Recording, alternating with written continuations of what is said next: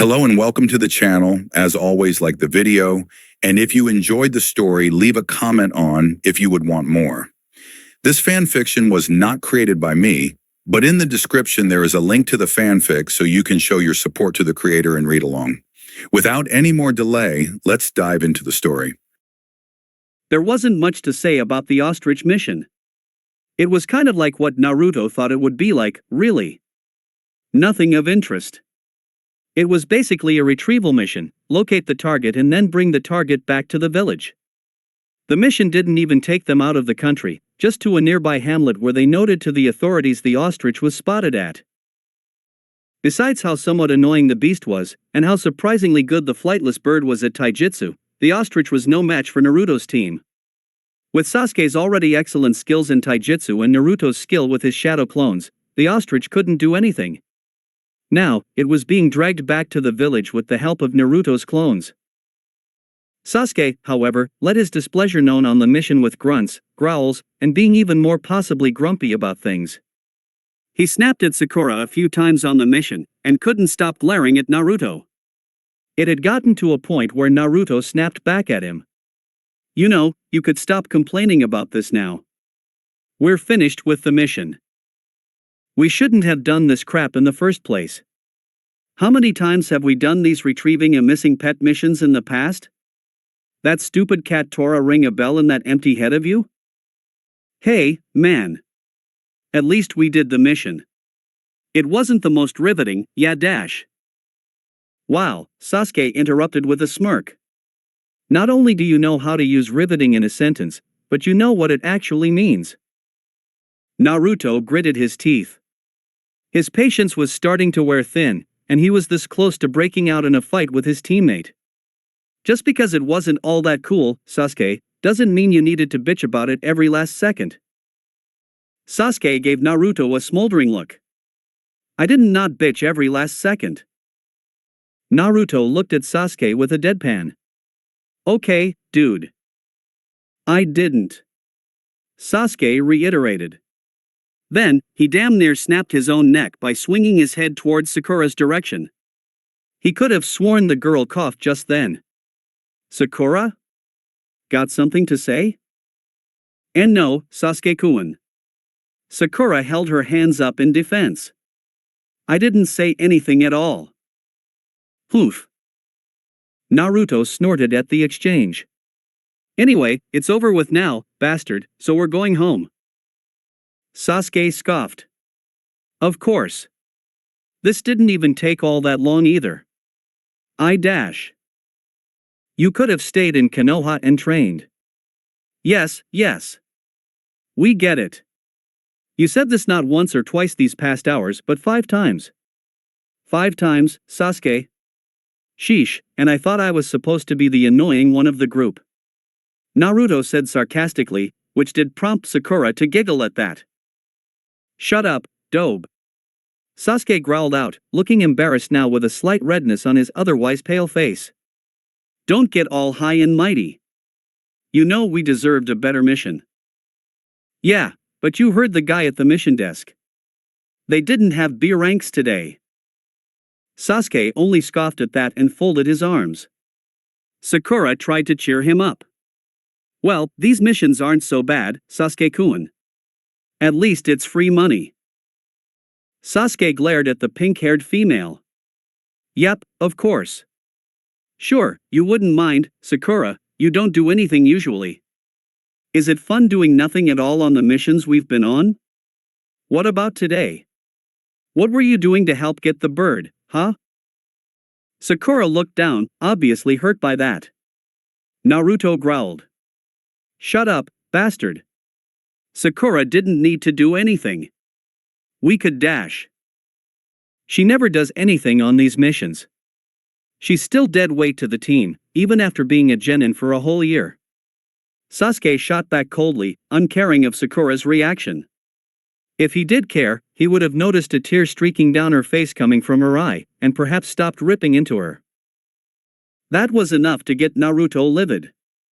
You know, Sasuke, you're a real fucking asshole some dash.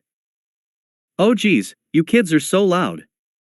Didn't they teach you once in school that being loud like that can attract the wrong attention? A voice sounded off above them, in the trees. In the blink of an eye, a large figure appeared in front of them. The entourage of shinobi stopped. In front of them, a blue-skinned man who was the tallest shinobi they ever seen in their lives smiled evilly down at them. He wore a black cloak with red clouds, dark blue pants, and had a headband with a slash through the engraved Kirigakure symbol on it. A missing nin. Naruto and Sasuke immediately slipped into a fighting stance after recognizing that. The man cooed, "Oh, how cute. Are you going to fight me? That's the spirit. Make it fun for us." US? Naruto thought, sweat starting to drip down his face. Wait, the red clouds on his cloak. Naruto swallowed. That meant. This isn't about fun, Kisame. Another voice came from a treetop. Naruto's thoughts were interrupted by the sound. Then in front of the members of Team 7 and Naruto was another shinobi, wearing a similar attire as the missing nin, Kisame. Now instead of one missing nin, there were two. And Sasuke recognized this one, the widening of his eyes an indication of such. You. Naruto watched Sasuke's face twist into a snarl. You. You. You. Naruto in his life had never heard of Sasuke talk so venomous to someone before. Even when they went at it, Sasuke had never had so much heat in his voice before. Hello, my little brother. And from that, Naruto definitely knew who it was in front of them. Yes, the black hair, the red eyes, and from what it seemed like from here, a person who looked a lot like Sasuke. This was the infamous Itachi Uchiha. The man who was said to kill his entire clan single-handedly. He murdered men, women, and children alike, Jonin, Chunin, and Genin alike in his clan. There was not a lot of people he knew about or heard about or even cared to hear about, but after that one time Sasuke asked him, when Sasuke and Naruto both thought Sasuke was dying, to kill his brother, Naruto did some research on the guy. Not only was he a clanslayer, but he was before that a prodigy. He had graduated from the Ninja Academy at the age of fucking 7. Then, he became a Chunin at 10.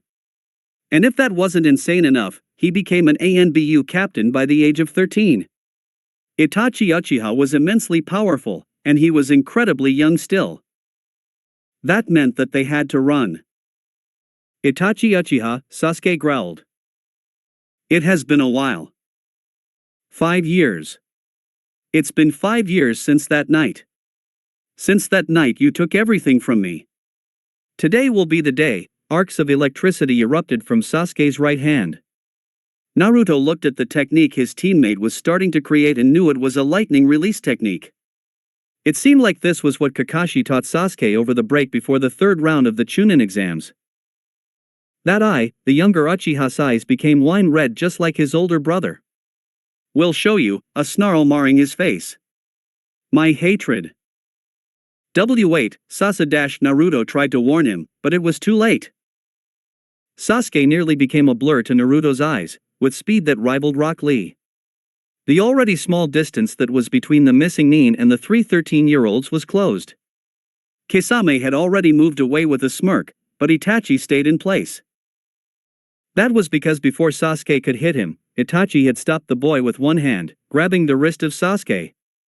Sakura gasped, but Naruto spent no time waiting until Sasuke got hurt, snapping into action by directing a clone to attack Itachi from behind. The man merely kicked it behind him, and smoke billowed in front of him and Sasuke, but that had been enough time for Naruto to summon more chakra for his next technique. Several more clones came close to Itachi, and the man, letting go of Sasuke, had to deal with Naruto's doppelgangers. Shortly, they were gone. Sasuke wasn't exactly finished either with his brother.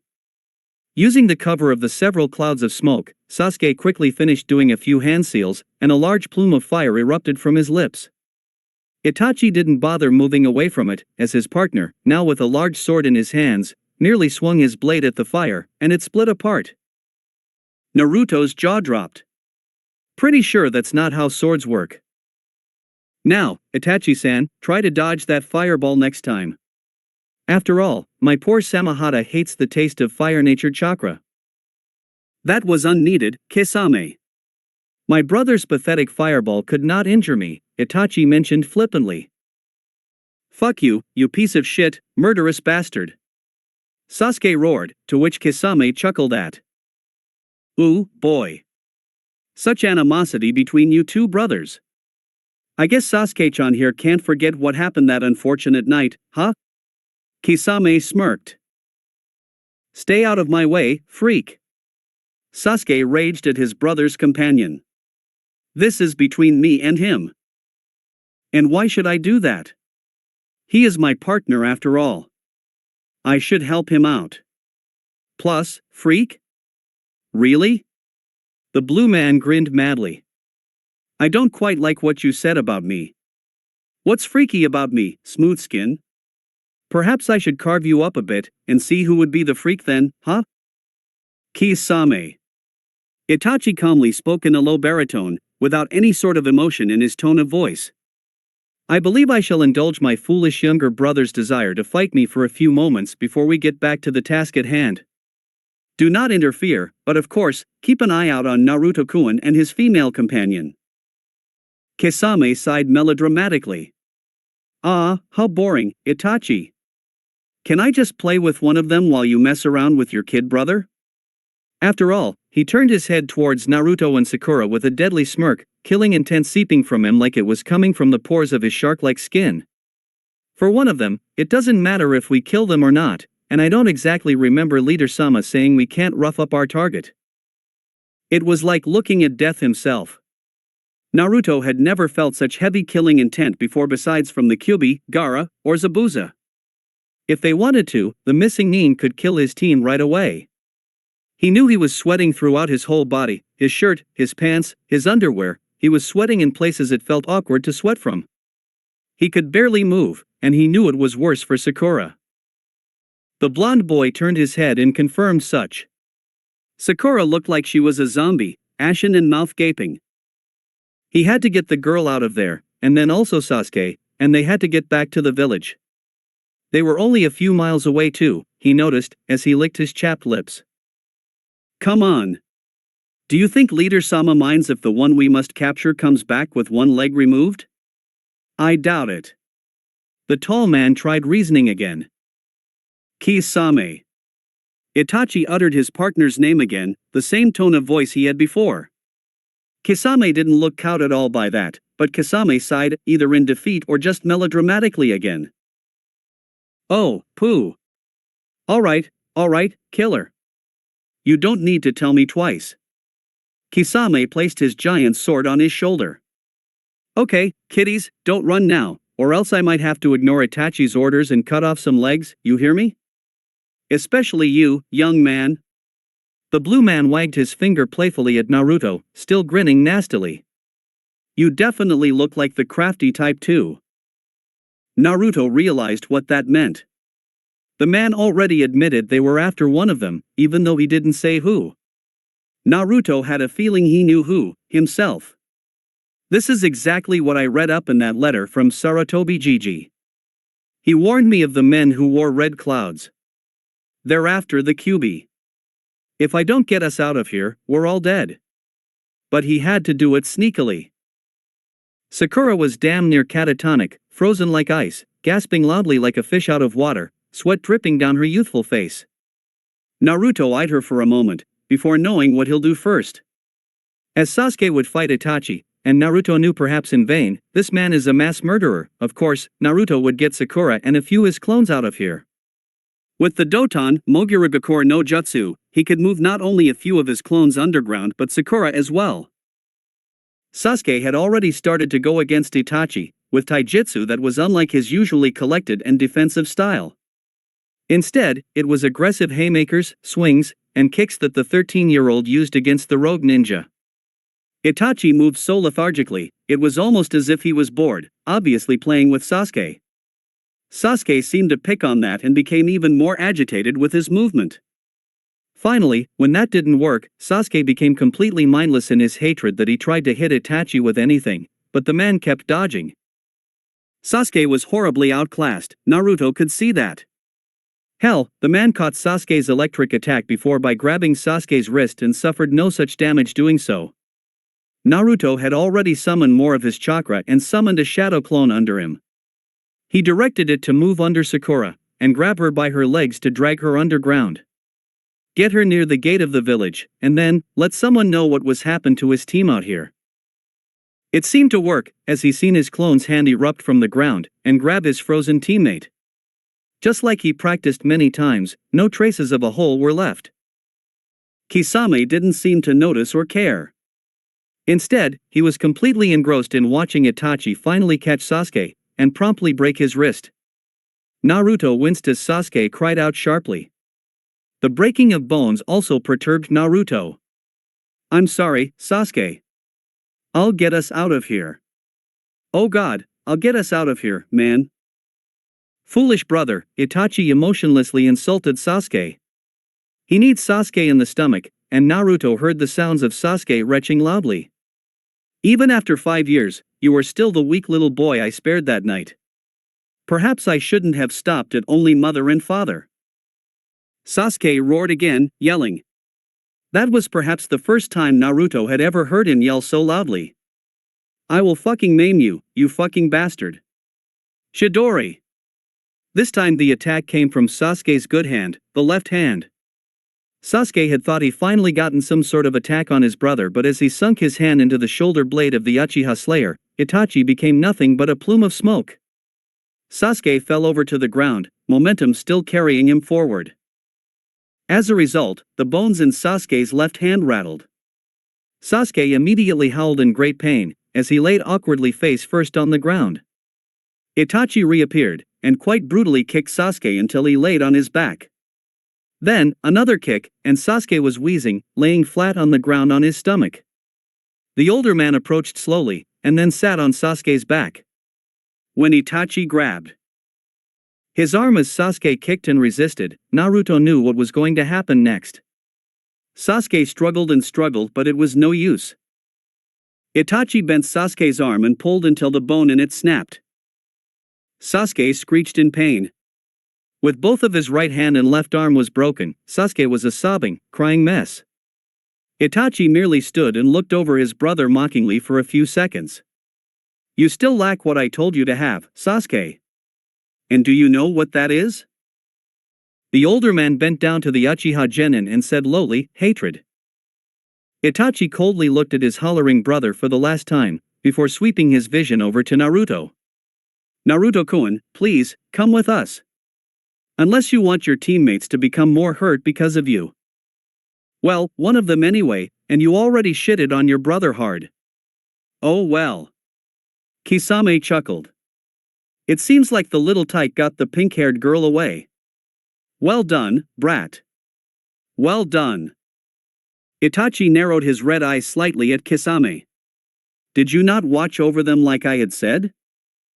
I did, but the kid did it so quickly and efficiently, I didn't even see it happening. Besides, I can't lie, the way you dealt with your brother was much more entertaining. Well, aren't you going to finish him off? He isn't worth my notice.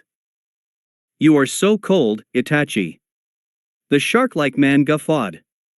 Well, then, I suppose you are right, he's already disposed of, and won't be too much of a problem to us. Itachi turned his cold gaze towards Naruto. Now then, Naruto-kun. If you will be so kind to come with us. No, fuck you, Naruto growled, his anger reaching its boiling point. Sasuke's hollering in the background still ringing in his ears. I'm not going anywhere with you. Defiance showed in his blue eyes, but inside, he was panicking. Oh shit, oh shit. How the hell am I going to get out of here? No, don't forget about Sasuke, you coward. I need to get Sasuke out of here, but not the same way I got Sakura out of there. The way Kisame praised Naruto before for getting Sakura away from the battlefield, Naruto believes Kisame allowed Naruto to retrieve Sakura. The thought frightened Naruto even more. Okay, what could he do to get out of here? Fighting for an extended period time was a no-no. He had directed his clones to get Sakura back to the village, and tell somebody of what was happening, then disperse right after, so as long as he lasted until then, he was fine. That gave him an idea, as Kisame and Itachi stalked slowly towards him. Naruto summoned chakra again, and a quick two-handed sequence of hand seals. He hoped to the spirits this worked correctly. Doton, Yomi Numa. Under their feet, a dark swamp covered the grassland of the forest quickly. Itachi, Kisame, and the wailing Sasuke were now glued to where they were in the forest, while Naruto was free to do what he wanted. Naruto didn't bother trying to minimize the size of the newly created mire. In fact, he had already planned out his next move. It had given him quite enough time to create a shadow clone in the tree above his head, and in a quick motion, his position had switched with the clone. The wonders of the Kawarimi no Jutsu, such a simple technique, and yet, effective, even against these missing nin. He created another clone, and using the Kawarimi no Jutsu again, Sasuke had joined him in the trees while his clone was now in the swamp. Sasuke had finally stopped screaming, but still, he whimpered in pain. And Naruto? Don't worry, Sasuke, we're going to get you out of here, Naruto stated, as confidently as he could, but his face was still sweating. And no. Fuck. The black-haired teen cried sharply. Shut up, Sasuke. For once in your life, stop being so damn stubborn. You're in no position to fight these people. You don't understand. I must kill that fucking bastard down there. He slaughtered my entire family. Naruto narrowed his eyes at his former classmate. And you think you can do shit now? He fucking stopped your Chidori Thinji twice, broke your hand, and your arm, and pretty much made you his bitch. Sasuke glared hotly at the blonde, but Naruto refused to stop. Plus, you said it yourself, this fucking guy slaughtered your entire clan, by himself. Are you trying to die? Seriously? And they call me the stupid one. He was starting to question that. It seemed like Sasuke was the more impulsive one of the team now. Sasuke had no words anymore, his pain now overtaking his anger. Naruto picked up Sasuke and threw him his shoulder. This would be the second time Naruto saved the boy, and if this was another time, Naruto would be teasing the hell out of Sasuke for it. At least they could leave now. A roar let him know from below that he should have used his time well, instead of arguing with his teammate. He watched in horror as the swordsman who split Sasuke's fireball from before plunged his strange sword into the swampy ground, and the thick mud that was supposed to keep the missing nin stuck inside had started to disperse. There was something about that sword. First, it cut Sasuke's fire technique in half, now, it sucked up his technique. Regular swords didn't do that. Did Kisame's blade have some sort of ability to absorb chakra, maybe absorb chakra from a technique? Should he even think about it too hard? It really didn't matter, because they had to get out there anyway. Naruto's shadow clone tried distracting his opponents further by dropping stones upon their heads, but after dodging, Kisame swung his sword, and Naruto received memories of its demise. Interesting usage of the Kawarimi no Jutsu, Naruto-kun. Switching positions with another person are often difficult, and even more so with a breathing target, though I suppose with your massive chakra levels anything is possible. Itachi meanwhile quickly appeared next to the retreating Naruto carrying Sasuke with an unreal speed. Naruto gasped, while Itachi impassively looked at him. Why do you keep trying to fight? You cannot win against us. Naruto barely dropped Sasuke in time before being kicked outside the tree. He managed to land near the trunk of another tree, and stuck his legs to it, though that was jarring his bones, and he nearly tripped. He growled. Again, he and his teammate were separated. Itachi was targeting him though, and so was Kisame, who was now catching up. What else could he do besides run? Now that they were in the trees, his techniques now wouldn't be much of use, and his Doton, Yomi Numa, was useless against his enemies. He was still working on that other technique, plus even if he pulled it off, it could end up hurting Sasuke as well. Thankfully, he no longer had to worry as a lone kunai came flying past him and into the face of Kisame. The shark-like man deflected it, but a battle cry followed that. Dynamic entry. He watched as Kisame was kicked to the side like a ragdoll by a flash of green. The green blur being one Mato guy. Naruto had never been so happy to see the man at all. He jumped down the tree as a hail of kunai came to his rescue. Itachi quickly turned into smoke, a sign that the Kage Bunshin no Jutsu was used. Geez, your first mission as a Chunin, and you run into trouble like this, eh? I fear you're, what I call, a magnet for trouble, Naruto. Kakashi Hatake quipped, jumping nearby Naruto. Despite the joke, Kakashi's Sharingan eye was now out as he stared forward at Itachi. Kakashi-sensei. Thank goodness you're here. And he wasn't embellishing at all. All sense of annoyance he had made felt for the man in the past was now gone. The guy, and Guy-sensei, just saved him and Sasuke's ass. I thought you were out on a mission to Suna still. I was. Just got back about an hour before we got news about you guys. Kakashi grunted. Naruto watched as two other Jonin showed up, the teachers of Shikamaru's and Kiba's team, Asuma Sarutobi and Kurenai Yuhi. Alright, Naruto, take Sasuke and leave from here. Naruto nodded at all of them, alright. Good luck, guys, and quickly moved to the tree where Sasuke laid on his back awkwardly. He made it back to the village's front doors and immediately was seen by the Chunin at the front gate. What happened? Mission went wrong, Naruto grunted a response as he flashed his ID and was let into the village. He created a clone and gave Sasuke to his copy to carry. He had to now report to the mission assignment desk. They stressed that was the first thing they had to do after completing a mission. I gotta go now to report what happened. No need. A voice said ahead of him, and Naruto felt a hand clasp his shoulder.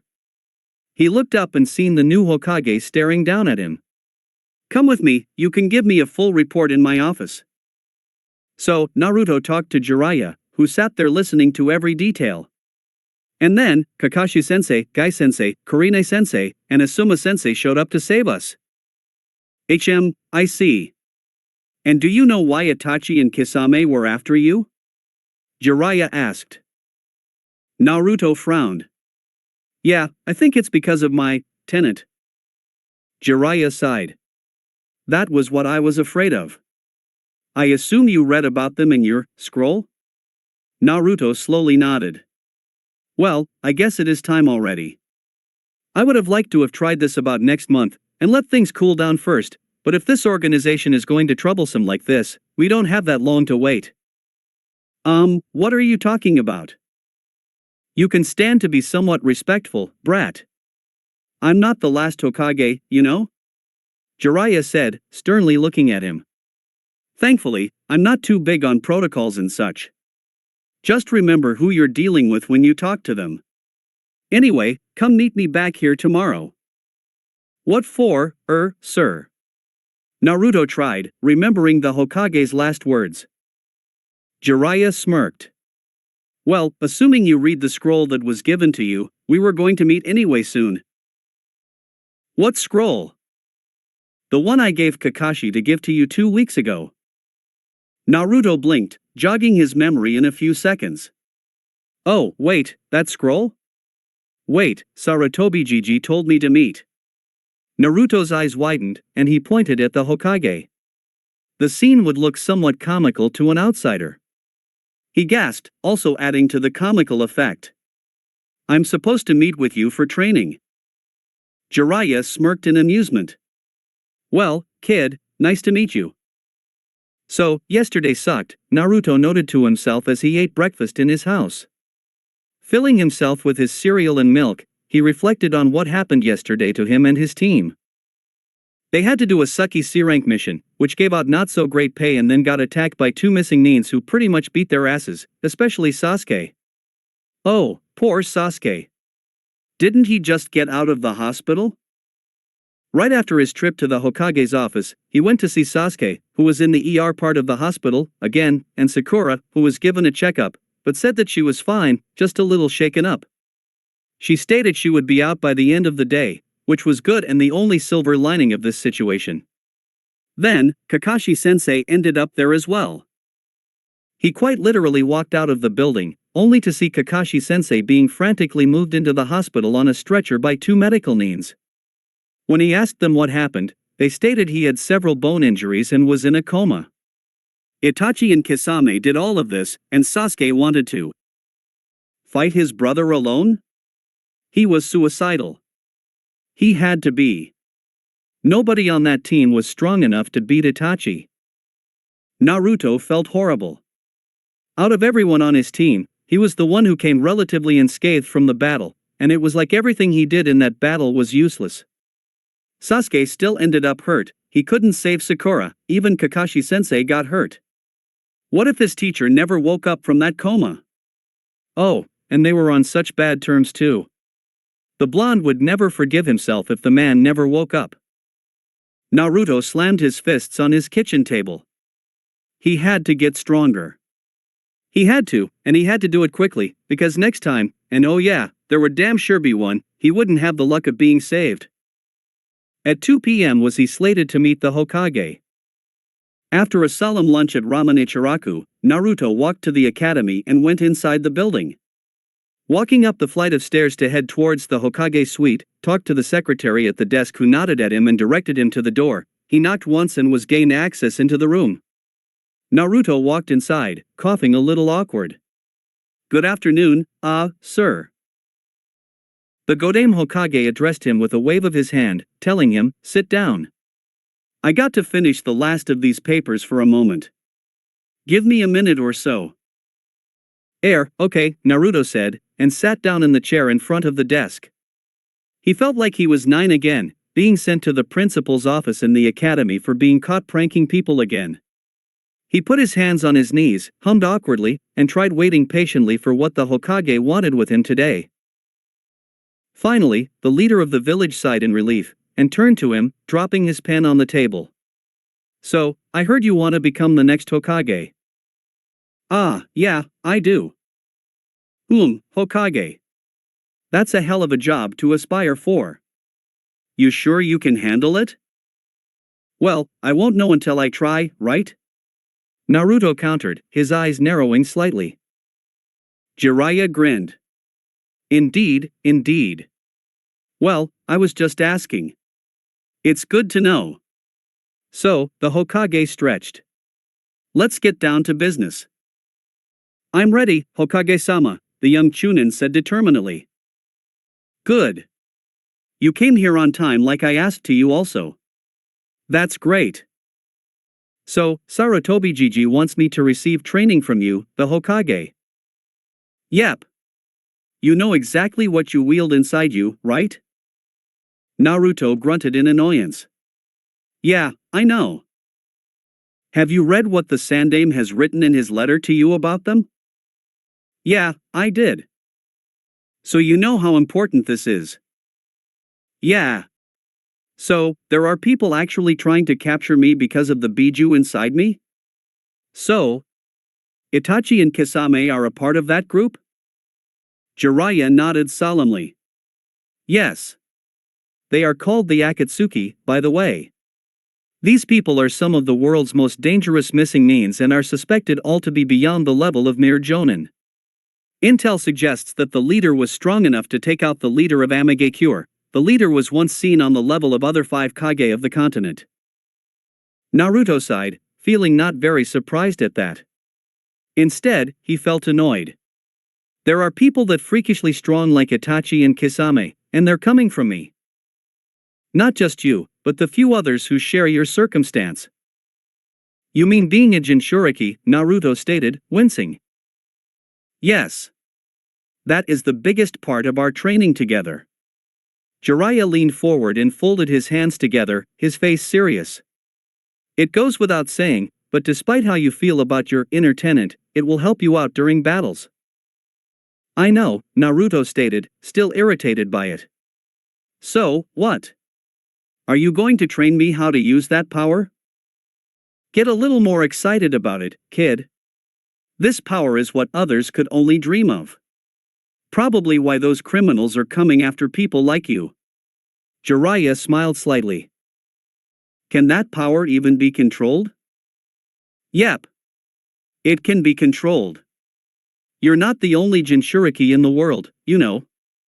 Others have learned how to control that power. In your life, you will have to rely on that power, like the other Jinchuriki. You have already met a Jinchuriki who relied on it." "I have." Naruto scratched his head, thinking back on it. Hint, Sunigakure. Naruto blinked. Oh, you're talking about Gaara, right? I am. But it didn't seem like he was much in control of that power.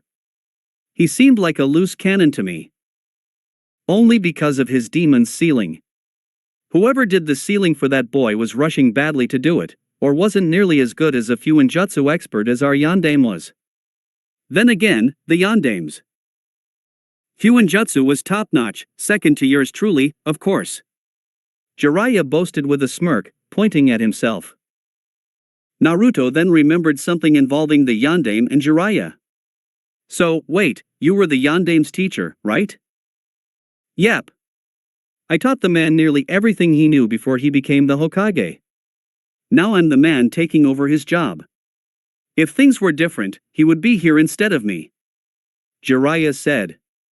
His smile becoming saddened, Naruto noticed, and Naruto couldn't help but feel the same for some reason. The Yandame Hokage was beloved by many, but it seemed like Jiraiya felt more than the man being his student. Jiraiya coughed, and his sad expression disappeared. Well, anyway, yes, I was his teacher, and now I will be your teacher. So, you best show me your full attention, kid. I'll be taking my time out to teach you. If you're not serious about this, well, this will be a waste of both our time. Naruto nodded. He was definitely going to take this seriously. Getting training from the Hokage was already big, but this guy was the teacher of the Hokage he mostly idolized. That was a hell of a deal. Oh, hell yeah. He was going to take advantage of this. This was a one-time only offer he was not going to screw up. Besides that, he needed to become strong enough to kick anyone's ass and protect those he needed to protect. I'm ready for anything. A good attitude to have, kid. I'll let you know though, that training you to use the Kyuubi's power isn't the only objective of me training you. Besides the training on how to use your Biju's power, I will teach you other techniques that you will find will come in handy during your career as shinobi. That sounds cool, Naruto said, grinning a bit. So, when does this training start, Hokage-sama? Today, actually. Here will be our schedule for this training. Twice a week, if you are not assigned to a mission, of course, you will see me around this time, and we will train. Every time, unless I instruct you differently, come here exactly at 2 p.m. and see me first, and then we will head to the training ground I have chosen for us. So, with that, come along now. Let's head for the training ground. Jiraiya stated, starting to get up from his desk. Naruto nodded and got up as well from his seat. The two men walked into a building Naruto recognized as the Hokage residence, a big circular mansion nearby both the academy and the Hokage rock monument. Jiraiya and him, however, walked around it, and to the large backyard of the mansion. The backyard was itself the training ground they would be using. In the middle of the grounds, Naruto saw a single ANBU soldier standing. Along with the standard outfit of ANBU, the ANBU soldier appeared to be a tall male with spiky brown hair, and a red and green cat-like mask on his face. Jiraiya walked over with a smile, and the man immediately went on one knee and bowed. My lord. At ease. Naruto, meet the man who will be helping us with your training, Operative Tenzo, Jiraiya stated, introducing the ANBU who stood again. Hello, Naruto greeted at the taller man in front of him. The man nodded. Greetings, Naruto Uzumaki. I am Tenzo. I am assigned to help you with your Biju along with Hokage-sama. Today, we will start slowly in the summoning of your Biju's chakra. Jiraiya picked up the conversation from where the ANBU soldier left off at. This requires you being able to meditate. You know how to meditate, kid? No. Naruto admitted, and it didn't sound fun already. Well, I'll teach you, Jiraiya said. Jiraiya removed his white Hokage robes from his person, leaving his red haori, kimono, and green pants on, and sat on the floor. He sat with his legs crossed, back straight, and his eyes closed. Alright, do what I do, sit down and close your eyes. Right. Naruto sat down on the ground, crossed his legs, and closed his eyes. A silence began between the two for a few seconds. Now what? Make yourself comfortable. Forget about everything, and just let yourself go. Let go of things troubling you, let go of things here. Just focus on your breathing, letting yourself breathe it naturally. Don't try to control it, just let yourself breathe naturally. Soon, you will leave this world to go inside your own self. Naruto attempted to do so, and for a moment, he didn't think he could get it done. Nothing seemed to be happening. Until he appeared in a sewer-like place, a dim yellow light hanging over him to light up the otherwise dark place. Water shifted and moved under him, and before he knew it, he stared up in front of a metal cage, with sky-high metal bars holding whatever was inside him. The den of the Kyuubi was right in front of him. This place, this sewer was his subconscious. He could hear the beast inside breathing, the monster inside his seal. First, there was darkness, then red glowing eyes and teeth that looked like they could chew and grind the bars into metallic dust in a second. A booming voice began. And so, you come to visit me finally. Welcome, welcome to my den of revulsion. This place, this sewer is much like you, human. The Kyuubi. Naruto gaped. And you, the Uzumaki. Another Uzumaki I have been sealed into. Fate is truly funny. Naruto immediately jumped in fear as the monster suddenly slammed against the bars and revealed its monster face. Falling to his butt, he peered up and looked at the beast inside him. Orange fur, vicious red snake-like eyes, and teeth that looked bigger than his entire body came to complete view. The nine-tailed fox was in its full glory as it roared at Naruto. If only I could devour you here, I would grind you against my teeth, and drain blood from you like water from a jug. Alas, the beast calmed down, as Naruto's heart was pumping through his chest. That is impossible with my circumstance. How fortuitous for you. Did he? Oh. Yep. He did piss his pants. How did that work? Was his head about to leak piss after he got out of here? Or was this all metaphorical? Was that the right word? Well, whelp. What are you here for, you foolhardy, pathetic child? Speak. The red monster interrupted his thoughts, a hard stare unnerving Naruto further. Naruto stood up, face clammy and red. He was utterly humiliated. It had been years since he cowered from something or something had made him fearful like that. The monster's killing intent was enough to make him want to run. But he didn't. No, something stopped him from doing so. The monster seemed to grin down at him, arrogantly. It knew what exactly it could do to scare him. It lived inside him, so it had to know that would make him nearly piss his pants. Slamming against its prison had made him afraid indeed. However, it was still in its cage. It could not leave that cage. Fear became confidence when he backtracked on the words the monster had said to him. Even if he knew the beast could crush him if it wanted to, destroy it if it wanted to, Naruto knew it could not. The seal kept it at bay, and it could do nothing. Naruto smirked back at it. How is life behind that shitty cage, you monster? The Kyuubi's smirk disappeared and it growled hatefully at the blonde. Horrid. Seeing the world through your eyes is sickening. Though I suppose it has its benefits. A mocking sneer came upon the monster's lips. After all, seeing you struggle through your life helplessly, seeing you be scorned and hated by your own people have amused me for a while. Humans are disgusting creatures. The blonde felt his anger rising, as he spat just as venomously back, and yet, here you are, sealed into a pathetic human with no freedom to call upon your own. No way to see the outside world or experience it. Nothing but a dark place and a shitty cage? How's that working out for ya, furball? The creature didn't like that one bit.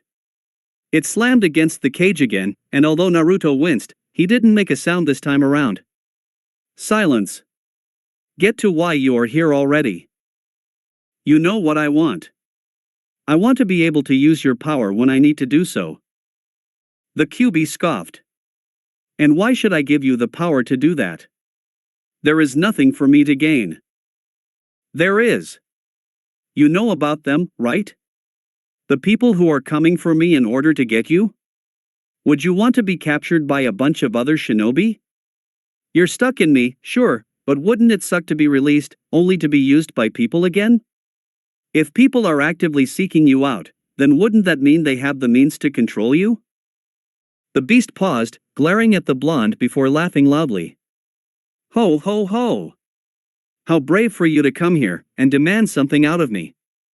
Brave and stupid. How lucky for you that I rather stay here than to be taken into someone else and used against my will.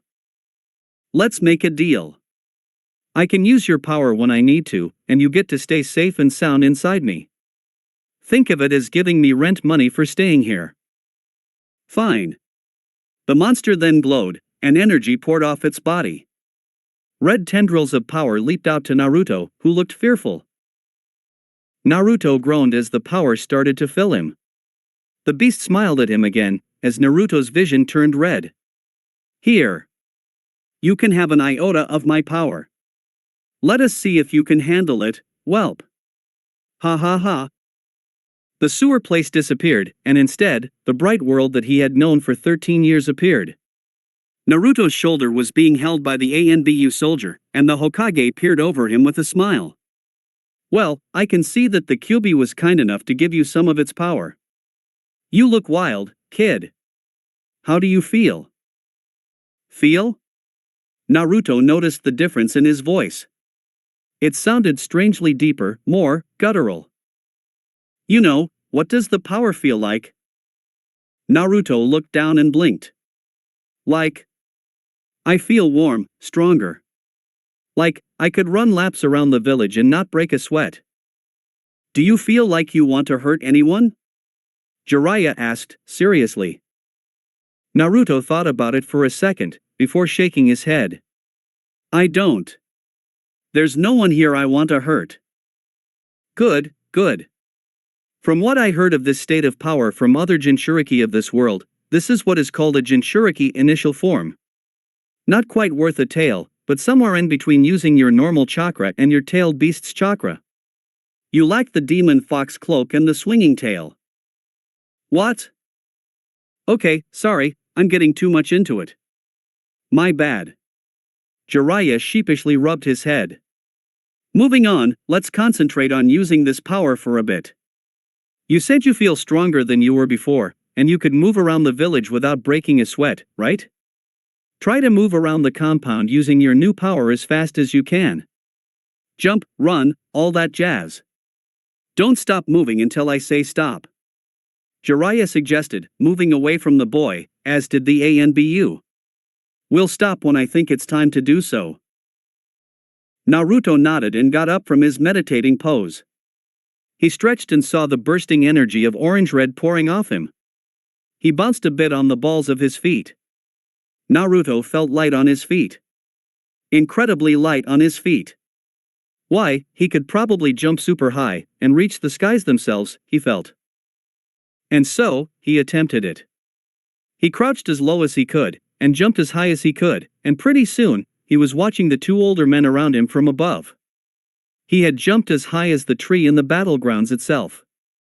Whoa! He then felt himself falling, and a small panic began in him until he landed, and he felt nothing. There was no pain, no hurt in his legs or knees. Nothing.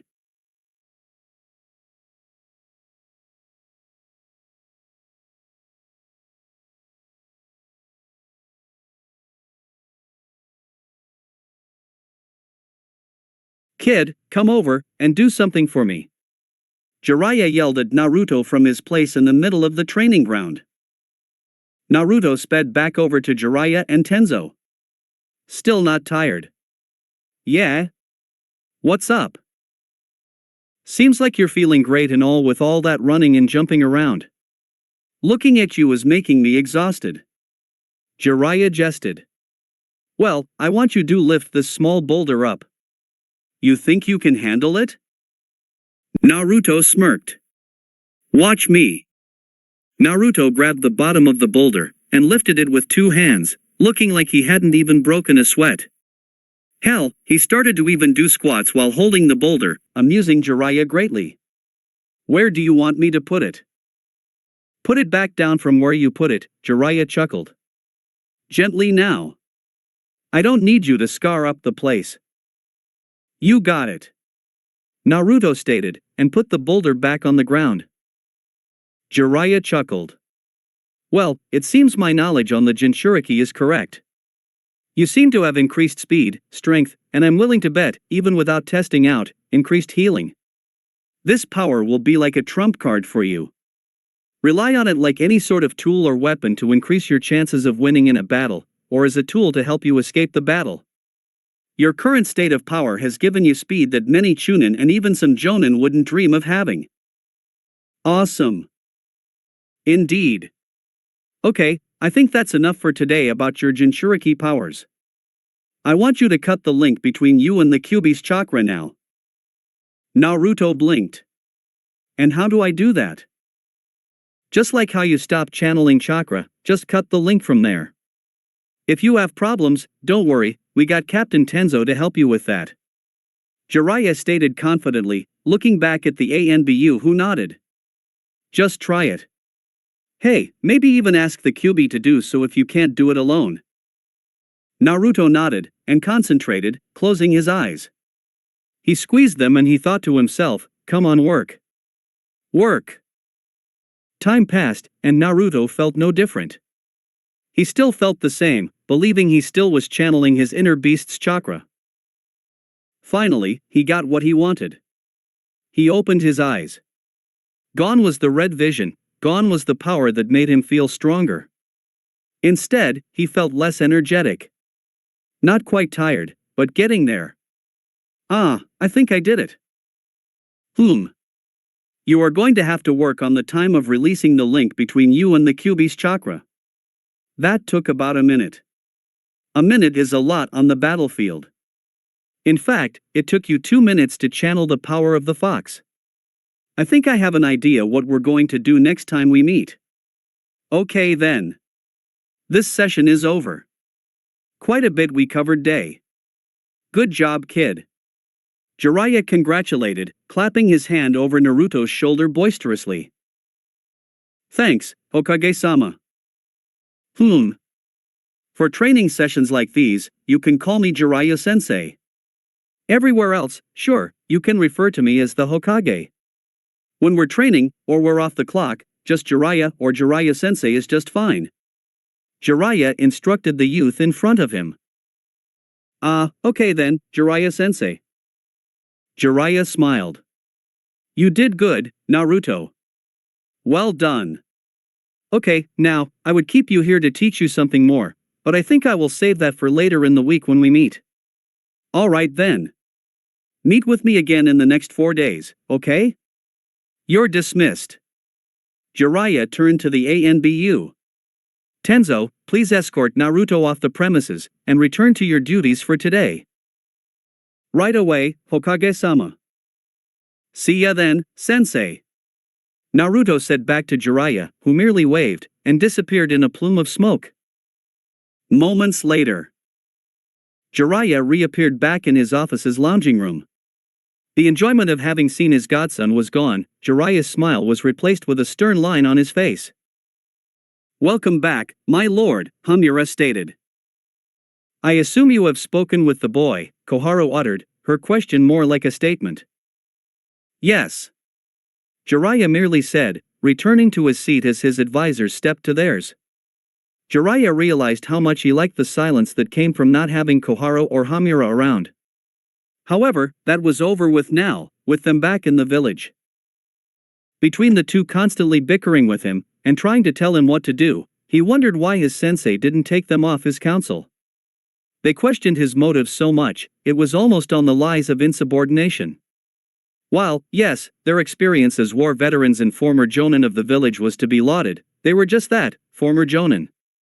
They haven't been active shinobi in years, instead, they were advisors to the Hokage. And they acted like they were more than that. He had done some research on his predecessor's history and found a trend. Often, Koharu and Hamura had given missions to shinobi, sometimes with the Hokage's approval and sometimes, not. This was severely going over their boundaries as mere advisors of the Hokage, and even last week, Kohara had made a mistake. She summoned Shinobi with a mere snap of her fingers, and they took her orders when instead they were supposed to take his orders. There was only one leader of this village. Besides that, he was honestly contemplating having them around. Their expertise and advice had value he could never ignore, but when he got used to being the Hokage, would he really need them around? He himself was a war veteran, and a former Jonin, before he became the Hokage. They weren't respecting his power. There was one thing he could find that could truly get them out of his hair. If he got what he wanted, and found out more information on what he was trying to figure out, then getting rid of them wouldn't be very hard. But that was for another day. The white-haired Hokage snapped his fingers, and an ANBU was there already, setting tea, water, and snacks on the table. He poured himself a glass of water, and took a sip, before placing his drink on a wooden coaster. Alright, let's get to the details of this meeting. The female elder Kohara produced a white manila folder and Jiraiya took without comment. He opened it to see one file. Reading it, he listened to his other advisor. Looking up briefly from it, he saw Hamura interlock his fingers together, and place them under his chin. A final casualty report is what you are looking at. Civilian injuries and casualties are low and few. There are many of our shinobi of all ranks, especially Genin and Chunin, injured, though not as much as our casualties. Jiraiya saw the report and shook his head at so many of those that were killed, many Jonin. How many Jonin have been lost? Around 25% of our Jonin, Koharo remarked. The Toad Sage shook his head. That means those who take the more dangerous missions will have to be Chunin and even our Genin to make up for the lack of manpower. We have come to the same conclusion. The woman nodded, satisfied by Jiraiya's response. More casualties are estimated to increase dramatically with those suffering in the hospital from life-threatening injuries. Hamura frowned. Our medical staff is overworked. I gathered that. Losing those men and women were simply unacceptable. There had to be something done about this. How is the status of Kakashi Hatake? Still in his coma. Koharu's rough voice sounded even grimmer than before. The cause is no doubt genjutsu related, but since it was Itachi who caused this to him, the Tsukuyomi must be the main genjutsu used against Kakashi. Jiraiya grimaced. Although his knowledge of the technique was limited, he had enough knowledge to know how dangerous the Tsukuyomi was. It was a powerful genjutsu unique to Itachi Uchiha which had the power to put the target through 72 hours of torture in the span of seconds. By merely looking into the Sharingan, Itachi's genjutsu was instant and would cause the target to faint. Most of the time, genjutsu that can cause comas can be broken with a day. However, with how the Tsukuyomi works, I can imagine all the mental damage that comes with being tortured for 72 hours. Most ninjas' minds snap in a shorter time than that. Hamura sighed, rubbing the bags under his eyes, briefly lifting his green glasses. Our shinobi currently cannot just devote their time to heal all these injuries for one man. Jiraiya knew that made sense, but he could argue that Kakashi Hatake was not just one man. The admission of Kakashi Hatake in the hospital had come to the shock of many in the Konoha ninja force. One of the strongest shinobi they had to offer in Konohagakure, Kakashi had been their most prestigious ninja who had a long service history. To lose him would be a great strike to the already hurting Konohagakure. Beyond Kakashi, there were others who were superior shinobi who were suffering in the hospital. If their staff was being overworked, they would need help. Outside help. AKA, a person who was celebrated as the world's best medical ninja, and his peer. Jiraiya leaned forward. He did not know how they were going to take what he had in mind, but he had a feeling they would not be happy. I have a plan. A week after the incident. Longest week of his life. Felt like a year had happened, yet it had been only 7 painful days. 7 fucking embarrassing days. His pride was stripped away, but his fury only had grown in spades. He growled, listening to the machinery beeping in his hospital room as he laid on his bed. Once again, he was here in this stupid place and not outside doing what he needed to do. He needed to train. He needed to get stronger, and he needed to find Itachi again and fight him. Though, that last thing was probably not going to happen until later on, because Itachi was outside the village, outside his grasp. Itachi had come to Hinokuni for some shit Sasuke couldn't remember now. All he could remember Itachi breaking his arm and hand, and beating him down like he was a child again. And what did he say? He said Sasuke lacked hatred? The man must have had known how he felt. Sasuke woke up every morning thinking about the murders of his father and mother, and cousins, and aunts and uncles, and all the children of the Uchiha clan. He went to team practice and trained on his own with the intention to one day kill the thing that once was his brother. He went to sleep thinking about that full moon night, and the stench of blood in that house. There were nights he couldn't sleep because he sat up thinking. All he could think about is Itachi. How could he possibly lack hatred? He was hatred incarnate. He hated that thing that wore his brother's skin. Sasuke would hate the bastard until his wretched demise and Sasuke's own death. But Sasuke was weak. He still wasn't strong enough. He had yet to fully mature his Sharingan, still stuck on stage 2. He had completely figured out all the techniques he could from the scroll he had dug up from his family's archives about fire release ninjutsu. He had learned some of the ninjutsu from that scroll Kakashi gave for his lightning release affinity, but not all of them, and molding and using that type of chakra was still new to him. Even with learning how to use the Chidori, Itachi put him down so quickly. He could not get his mind off his recent defeat. Itachi treated him like he was nothing. All the training he had done during that intense month with Kakashi-sensei was nothing. Goddammit, that battle was on his mind ever since Naruto carried him away. Naruto. The thought of that idiotic blonde pissed him off. Everything seemed to have been going so well with that blockhead. Not only was he now a Chunin, but now he had saved Sasuke not just once, but twice this past month. Unacceptable. Simply unacceptable. Yet, Sasuke could not convince himself that the rank did not matter, because, in a way, it did. Sasuke did not care to become a Chunin. He didn't enter the Chunin exams to become one, he simply wanted to fight powerful opponents and that's it. Yet, despite having a little scrap with Lee he winced, thinking back of the pain of having Orochimaru's mark on him, and the seductive whisper of a snake in his ears. He banished the thoughts and remembered what he was seething over. Naruto's rank, again, shouldn't matter, but it did. If Naruto was still like him, a genin, he wouldn't have taken it so hard, he thought. The rank was a sign that Naruto was becoming stronger, and he feared that Naruto was now stronger than him. Sasuke knew he probably shouldn't feel like that. He knew he should feel happy for his friend achieving a promotion. After all, despite everything about Naruto that Sasuke hated, his incessant need to push Sasuke's buttons and argue about stupid shit, Sasuke could not deny Naruto had become one of his best friends. But he could not live with the possibility that Naruto had grown stronger than him. And he bet Naruto just loved having a one-up on him.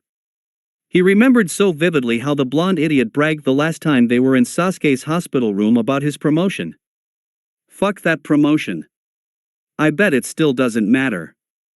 I bet I can kick his ass still during a spar. Yeah. That blonde idiot wanted to fight him again, didn't he? All he had to do was fight him again, and show him up.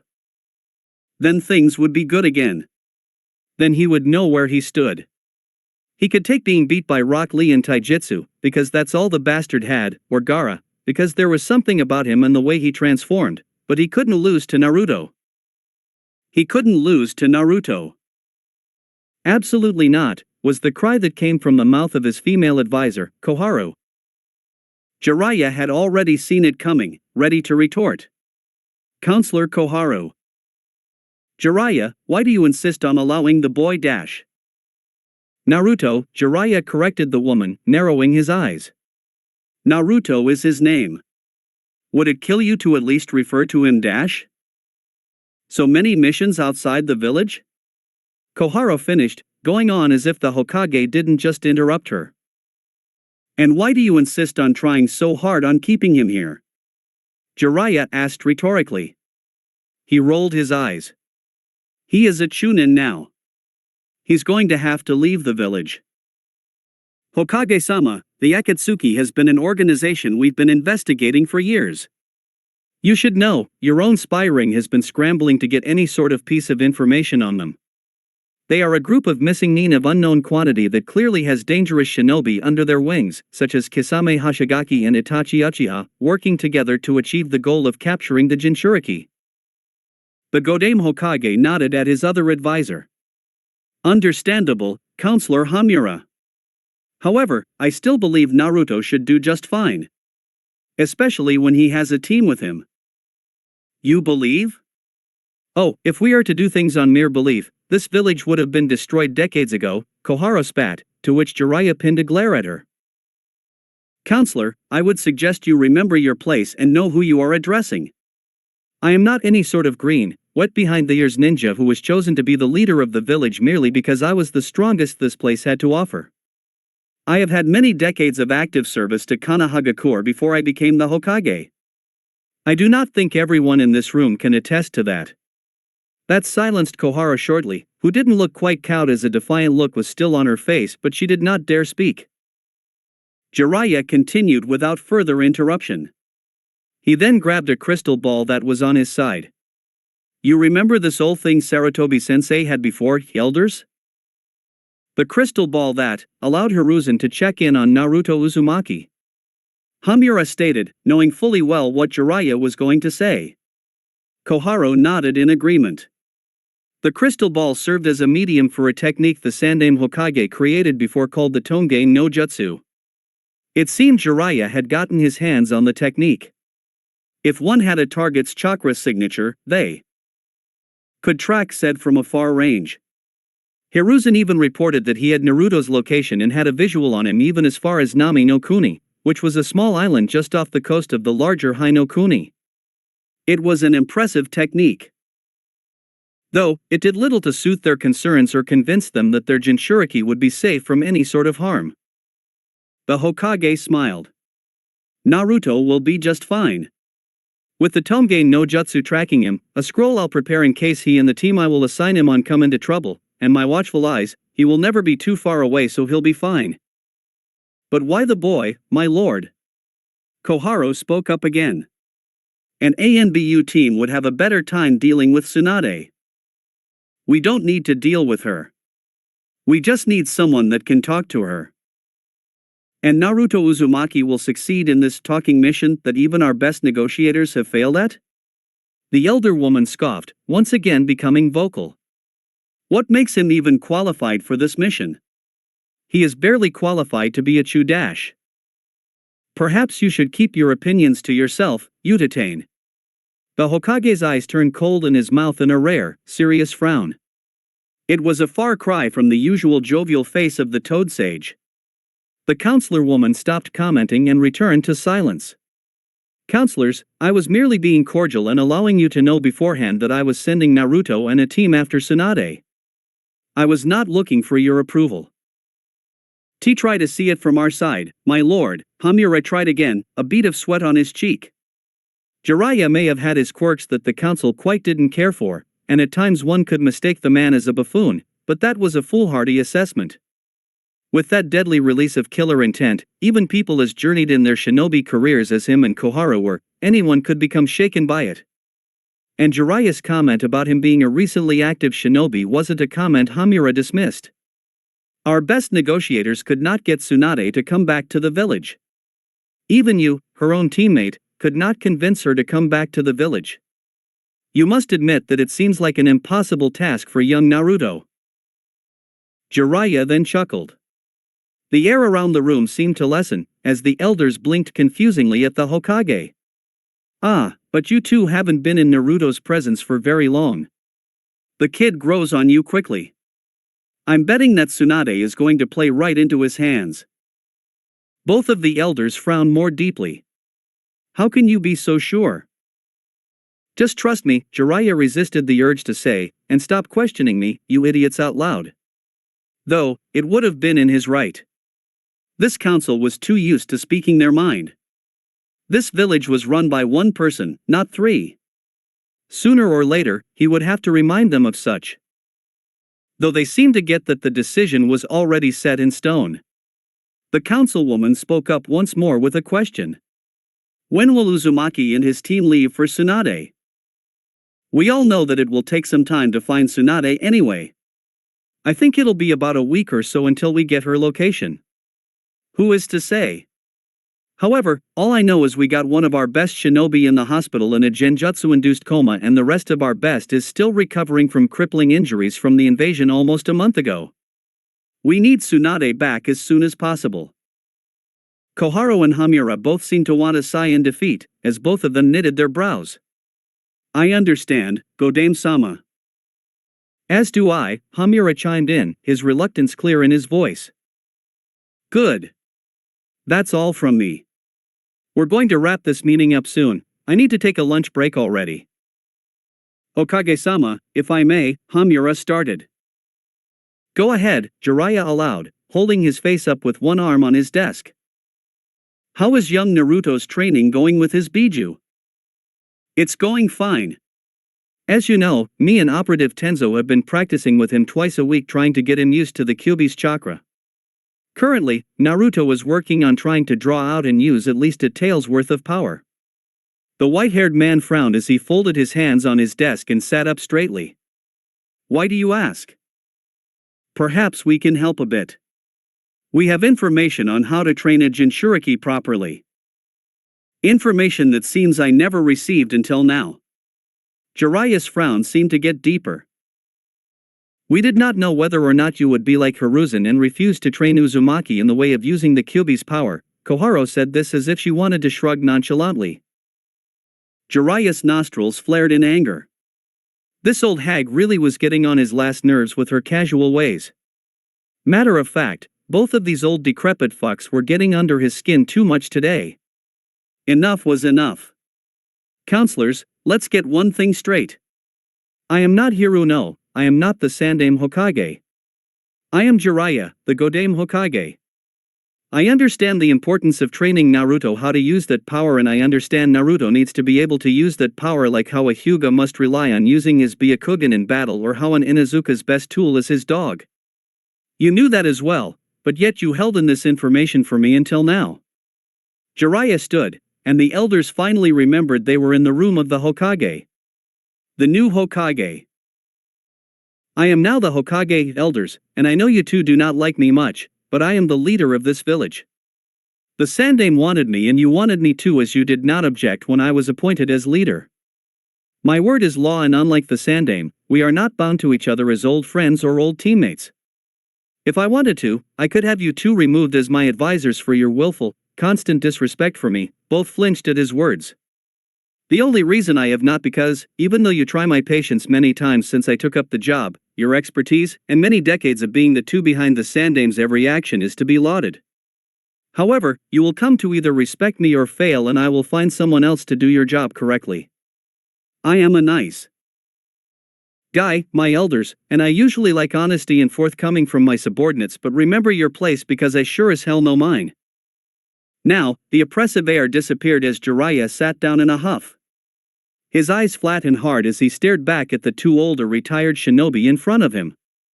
You will give me everything you know about this training, where did it come from, and what we can do to get Naruto's control over the damned fox up to par.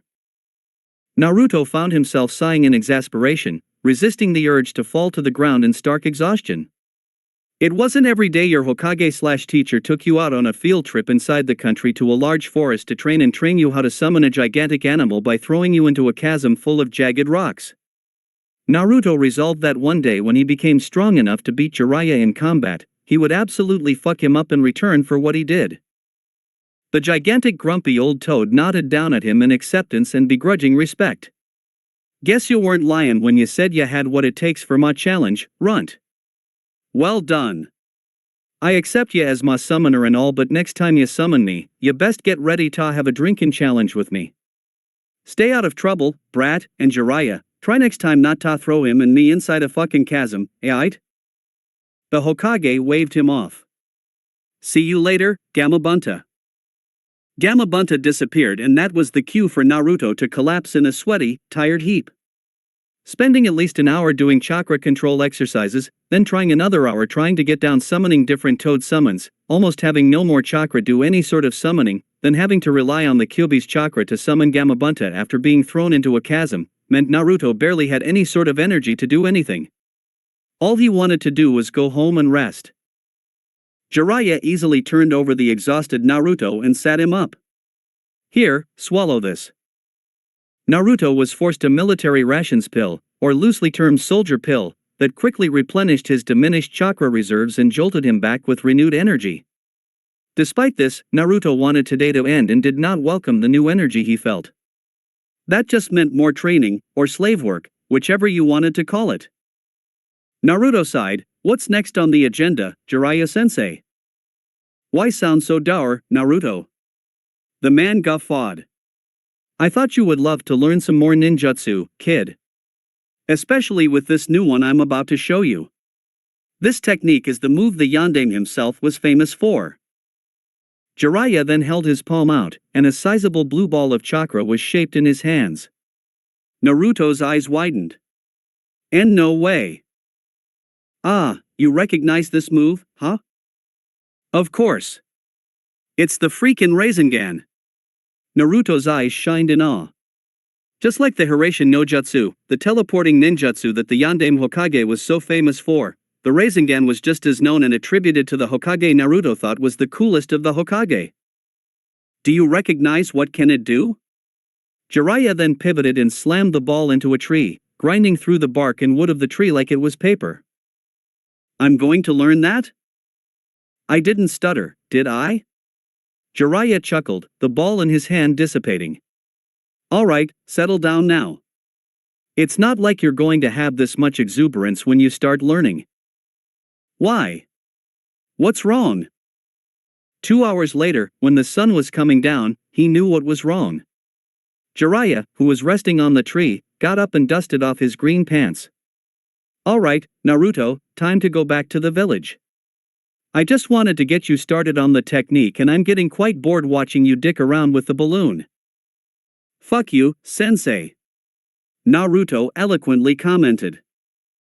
"Sorry, Naruto, if you were born perhaps Naruto and were a bit older, I'd give you a go," the white-haired man rebuked cheekily. Naruto's face squinted up in disgust. "I should start calling you Ero-sensei for that one, you fucking degenerate. Watch your mouth, you little brat. Don't get salty with me because you can't even get past the bursting stage." Jiraiya shook his head in annoyance. "Didn't you say you'll have this down in a jiffy? I still don't see any sort of progress done. You didn't even get me tips on how to do it. You just told me that I needed to burst it with my chakra." Naruto howled. "Did you even ask? I don't remember you a skin knot." Jiraiya had a thoughtful look on his face, but couldn't hold up the serious face as Naruto's growls began again. The man laughed gleefully. Alright. Maybe I'll give you a pointer or two, but truthfully, you're supposed to be learning how to do this on your own through trial and error. Now, how are you shaping the chakra?" "Huh? Which way are you turning the chakra? Show me the balloon you're using to do the technique." Naruto presented the red and gold color balloon with water filled inside it. "Now, turn the chakra. Tell me which way you're doing it." Naruto did as he was instructed. He thought it over on which way he was doing it before giving out an answer. I think I'm doing it to the left." Come over here. Gimme your head." Naruto quirked an eyebrow up but obeyed, feeling Jiraiya's hand in his hair. "Are you left-handed or right-handed?" "Right." "Wait, what? You're saying because I'm a righty it's not working?" "Sort of. I'm more saying you're going against what you usually do normally with your chakra or how you do things in general. You got your chakra working against itself. You see, the easiest way to move and build up chakra in the body is to move it in a spiral like a spring. Whether the person's chakra spins to the left or the right depends on the person, much like being left or right-handed. A good number of people are right-handed and right-handed people are usually right rotation types with their chakra. Just think of it like this. If you're a right rotation type and you're spinning your chakra left, the technique is going to be harder than it's supposed to be. So, how the heck can you tell I'm a right rotate type or whatever it's called? You can tell by the way your hair grows. If it grows left, you're a lefty. And if right, you're a righty. Most of the time, it's the same with your hand. Like I said, most people who are righties are right rotation types. You know, normally, the average Joe would have figured that out on their own given some time, but in your case, I think you needed a little more help. Hey, are you calling me stupid? Naruto asked, almost whining. Maybe a little.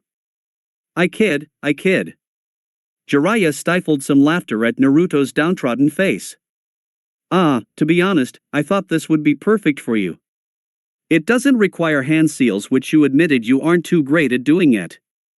It just requires a good deal of chakra and some control, which if you keep trying to learn, you'll have better chakra control in no time. You already learned a bit about shape manipulation since you learned how to use earth chakra and stuff, and you're a kinesthetic learner instead of a person who listens to instructions or watching demonstrations. You're the type that needs to do it instead of being shown or read about it. Naruto blinked owlishly.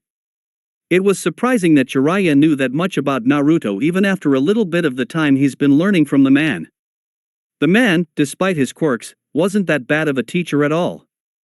He looked down at the balloon thoughtfully, only replying with a somber, I see. Don't feel too bad about mastering this technique slowly, kid.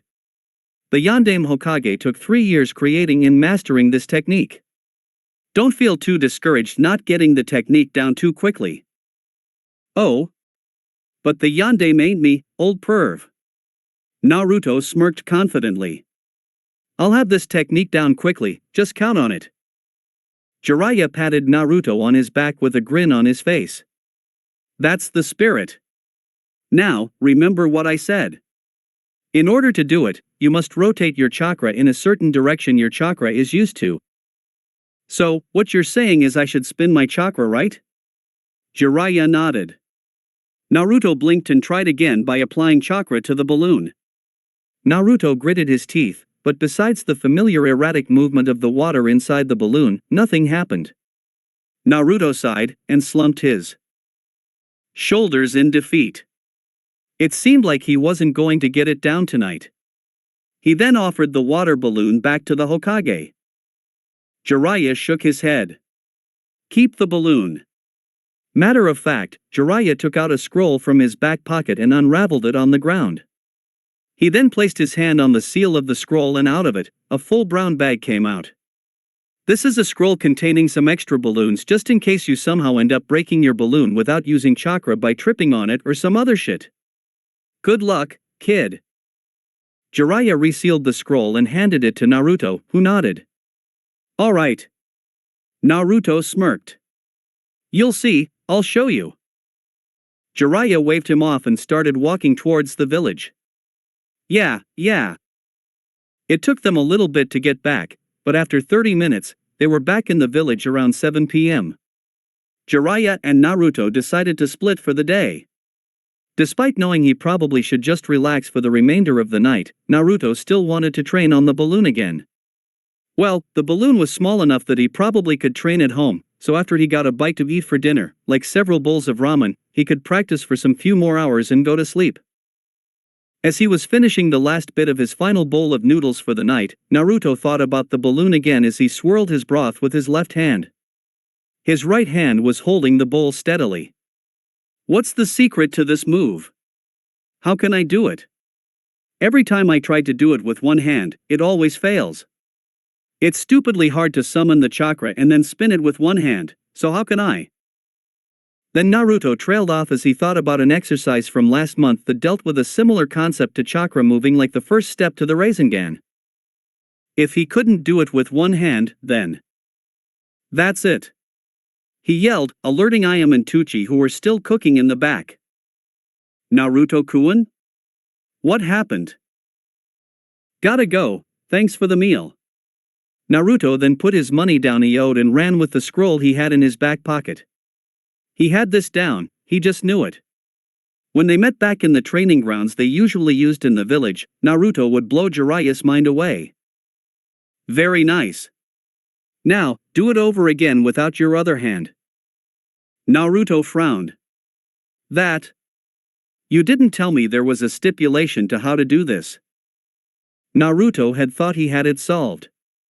Instead of using merely just his right hand to do it, he used his right hand to generate and control the flow of chakra and his left hand to spin the chakra. It was enough to break the balloon. He thought it was a clever way to do so. Jiraiya did so too, who whistled impressively before being a bearer of bad news. It is indeed a very inventive way to do it. But, the Yandane could do it one-handedly and so can I. Naruto growled, what about this then? He then formed a shadow clone with a hand seal. Naruto held his hand out a fresh new balloon and then had his clone spin the water inside with two hands hovering over the balloon. The clone popped as soon as the water popped. Jiraiya was even less impressed. That's worse.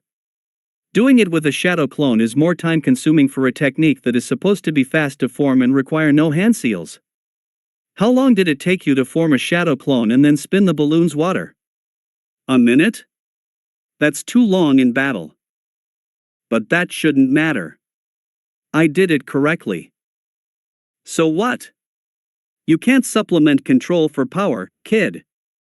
Using your left hand to solve your problem is inventive, but it's a time waster. Every time you use this technique, you're going to sit there and use your left hand or a shadow clone just to spin the chakra for you? Naruto's response was silence. Well, sorry, kid, but no newer ninjutsu for you. Today, we're not going to work on the Rasengan anyway. We're concentrating on learning more how to control the Kyuubi's chakra once more. Jiraiya snapped his fingers, ignoring Naruto's disappointed look. Tenzo, get ready. Naruto was on his way home until he saw Ebisu and Konohamaru. He remembered that Ebisu was the personal trainer of Konohamaru, so of course, both of them would be together. It seems like Ebisu was lecturing the young academy student who was looking annoyed and barely paying attention. Naruto didn't think there was any harm in saying hello to the two, so he walked towards them. Evening, guys. Konohamaru's eyes lit up in mirth when he saw his older brother figure come up to him. Boss, yo. Ah, Naruto-kun. Good evening to you. Ebisu gave a small smile. How are you? Yeah, boss. What you up to? Just came from some training. Naruto put his hands over his head and adopted a casual stance. Seems like you were doing the same thing. Bah, more like this guy was lecturing me all day. Konohamaru sighed petulantly. Same annoying as Ebisu. Naruto decided to knock some sense into the younger boy, literally. Konohamaru cried, holding his head as Naruto rapped his knuckles on his head. Hey, what did I do? You moron. The guy is right in front of you. Show some sort of respect. Before Naruto probably would have let his younger friend say something about Ebisu without blinking about it much, but since Ebisu took the time to train Naruto for the month, Naruto had a newfound respect for the man. That is quite alright, Naruto-kun. There is no need for violence, Ebisu stated disapprovingly, though Ebisu's amused smile did seem to have some sort of appreciation for Naruto's actions. We've just finished our session. How are you? Did you need something? Not at first, but Naruto thought about it a bit before bringing up a water balloon. See, I'm trying to pop this balloon with my chakra by using the water inside. It's an exercise I'm supposed to do in order to learn a technique. Ooh, that's cool. Konohamaru sounded off, his lips in an O. Ebisu put his finger on his chin. And how are you supposed to move the chakra? The old perv told me to spin it to the right. I can't use two hands and I can't make a clone, so I got to do it with my right hand. I've been at this for the past week, and I've been doing it as fast as I can, but dash. As fast as you can? Ebisu parroted in an interruption. Yeah. Well, how about slowing it down? Naruto blinked at the Tokubetsu Jonin. You said you're doing it as fast as you can, but maybe you're doing it too fast enough for it to work correctly. This sounds similar to something you had to do before during your ninjutsu training a month ago. Have you attempted doing it as slowly and as controlled as you can? Wait, you mean dash? Was it that simple? Ebisu nodded. Just like how you were doing during our training with your earth release chakra and making the triangle, you probably could do the technique easier by using 2 hands or make a clone and have it turn the chakra while you generate it yourself, but in a life or death situation you might not have time to do this. Instead, why not just generate the chakra and slowly turn it until you get used to the timing of it? Wait, Ebisu trained you, boss?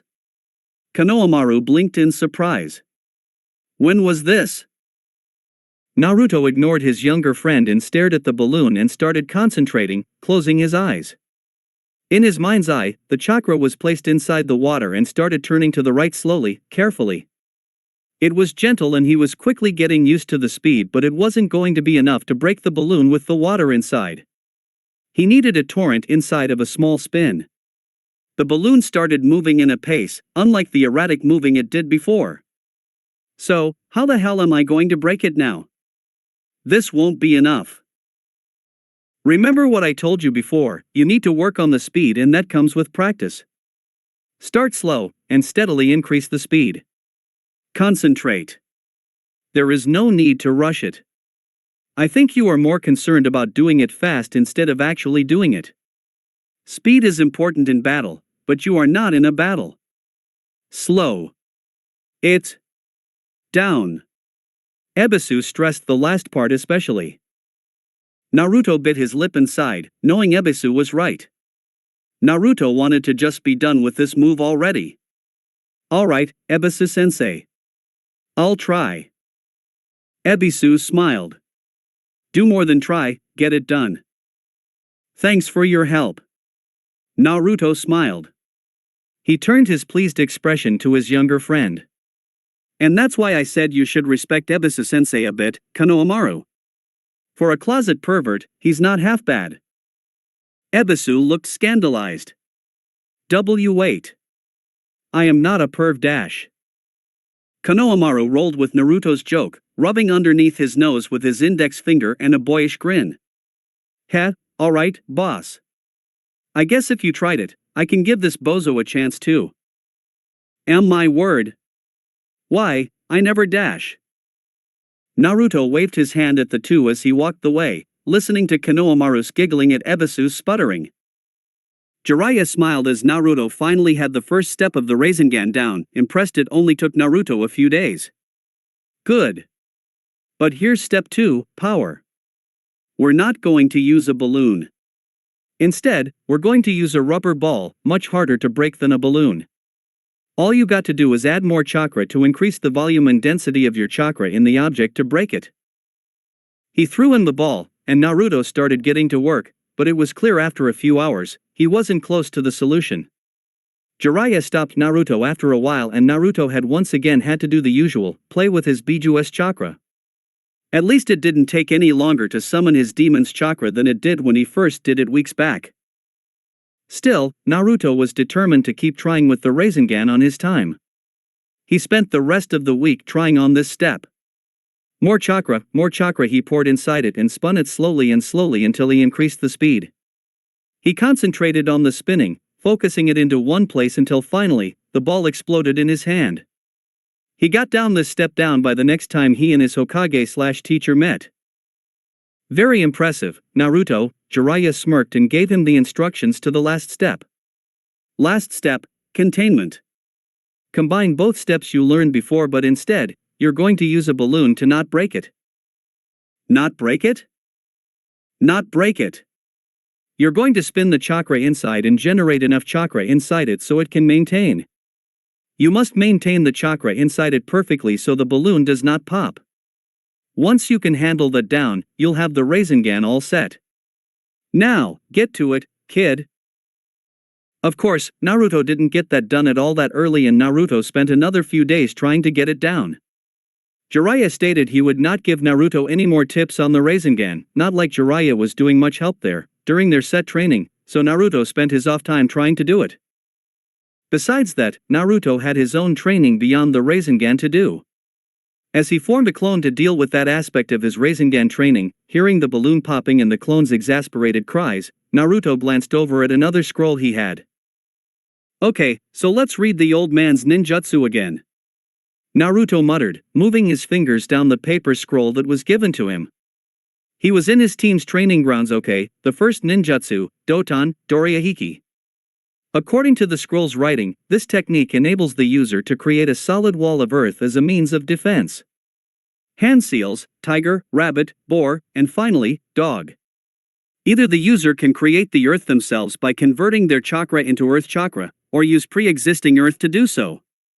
Well, since I have been taught to use pre-existing earth to form my techniques, I am going with the second option. For now, anyway. That reminded him, he needed to find someone who could cover his earth-release ninjutsu training. Maybe he could ask Jiraiya, since the man did promise they would train Naruto in things other than using his demon's chakra. However, he had a feeling a bulk of Jiraiya's training was to train him enough so he could control the Kyuubi's power. He probably needed to progress in his train a bit more by himself, he reasoned. Using his clones could help cover a bulk of stuff he needed to go over, and Jiraiya stressed always using them to help him get stronger in a shorter amount of time. The more clones, the better, he thought to himself. Yeah, screw what Ebisu-sensei says. He was sure Ebisu meant well, but Naruto truly did not see the point of not using more than 3 clones. He never felt any sort of psychic backlash where dispelling so many clones at once had hurt him. He summoned so many clones at once before, especially when he fought his former teacher, the traitorous Mizuki, and he didn't think they dispelled one at a time, but rather all at once. So, he concluded that he either A, was immune to a psychic backlash, or B, there was no psychic backlash for him to begin with. Either way, he was going to abuse the hell out of this. He realized that a lot of these techniques he was supposed to learn required greater chakra control. This was something Ebisu-sensei stressed anyway, so that meant he would have to start setting sessions of his training dedicated solely to increasing chakra control and find different other ways to help with chakra control. If only he had the same amount of chakra control of others. Like Sakura. He bet the intelligent girl could do it easily and even figure out the Rasengan easily. Then again, he thought to himself as he put down his scroll, don't I need to have smaller chakra pools? Like, I read up before that the smaller amount of chakra a person has, the easier you can control it. So, that would mean that Sakura's chakra control is only great because of the small amount of chakra she has. Speaking of Sakura, he hoped the pink-haired girl was fine. Well, he guessed she was, because not even 3 days later after the incident with the missing Nin, she went to see Sasuke in the hospital. That wasn't what Naruto did, however. He was instead trying to focus on his training. Taking a break wasn't what he was looking for today. What happened weeks ago was still fresh on his mind. Besides, he would see Sasuke soon enough. He reread the scroll and started to do the hand seals, first tiger, then hare, boar, and finally, dog. Then, he slammed his hands on the ground and watched a solid, but jagged rock wall come up in front of him. It was quite large, and it looked like it could take a few ninjutsu if need be, but the wall was made with as little chakra as he could use. He dispelled the technique, cutting the link between his chakra and the wall, and redid the technique. This time, as he slammed his hands to the ground, he pumped as much chakra as he could, and found, to his amazement, a larger and sturdier wall was created from the ground that stretched much further than the first wall he made. Thankful that he was in a clearing, and nowhere near the trees in the training ground, he allowed the technique to finish. He smiled, patting himself on the shoulder. That was another technique down, and he had learned it so quickly without his shadow clones.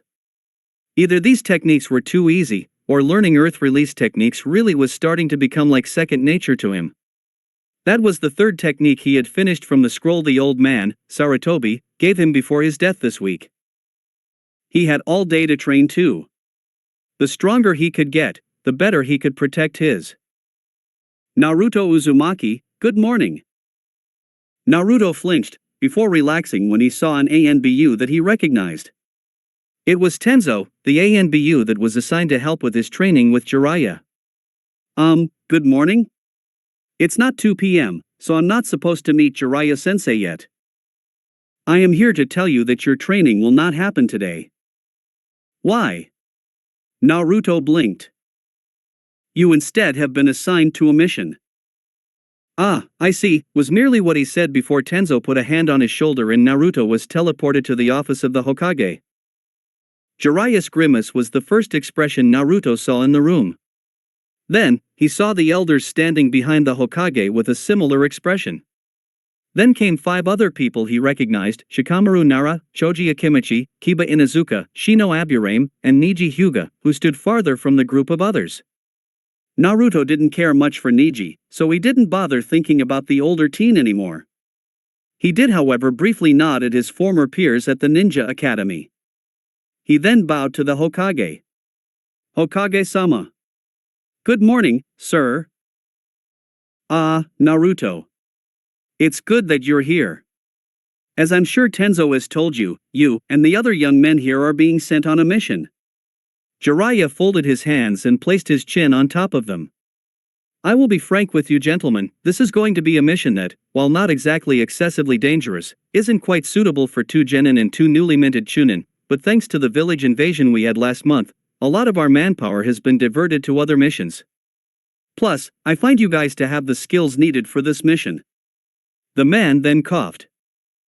They waited patiently until Jiraiya poured himself some water and drank from a cup. He cleared his throat. Excuse me about that, but yes, you 4 will do for this mission. You lot all have great tracking skills here, Uzumaki with his shadow clones, the Inuzuka, and the Aburame with their natural skills to track targets with their insects, and the Hyuga with his Byakugan. The leader of this mission will be you, Shikamaru Nara. The black-haired teen didn't look too pleased with that but nodded. And what does this mission entail, Hokage-sama? You're going to be tracking down my old friend, Tsunade of the Senju clan. One ninjutsu later and Naruto reappeared back home, thanks to the use of the Shunshin no Jutsu. He never regretted learning that technique, instant movement was great and it made him feel so cool doing it. He bet he made Kiba and the rest of his company so jealous when he pulled that move off in the office. After the meeting, Shikamaru had asked them to meet him at the front gate of the village at noon, so that gave Naruto about an hour and a half to wash up, gather any belongings he needed for the mission, maybe go and get some other equipment like some soldier pills, and get to the village gate to meet his team. Naruto quickly made a clone and instructed it to do just that, while he went towards his bedroom. Another mission out the village. Can't say I was looking forward to one so soon. I just hope this one doesn't end up with anyone on our team in a hospital. The blonde thought sourly. He quickly took off his clothing, a black sweat-soaked shirt, and his standard orange pants he wore for training, and gathered an undershirt and underwear for him to wear after he got out his shower. After a quick shower, he got out, and put on his shirt, underwear, and… wait, what the hell was he going to wear today? He had nothing readily available. His black pants and jacket he brought from a month ago were dirty.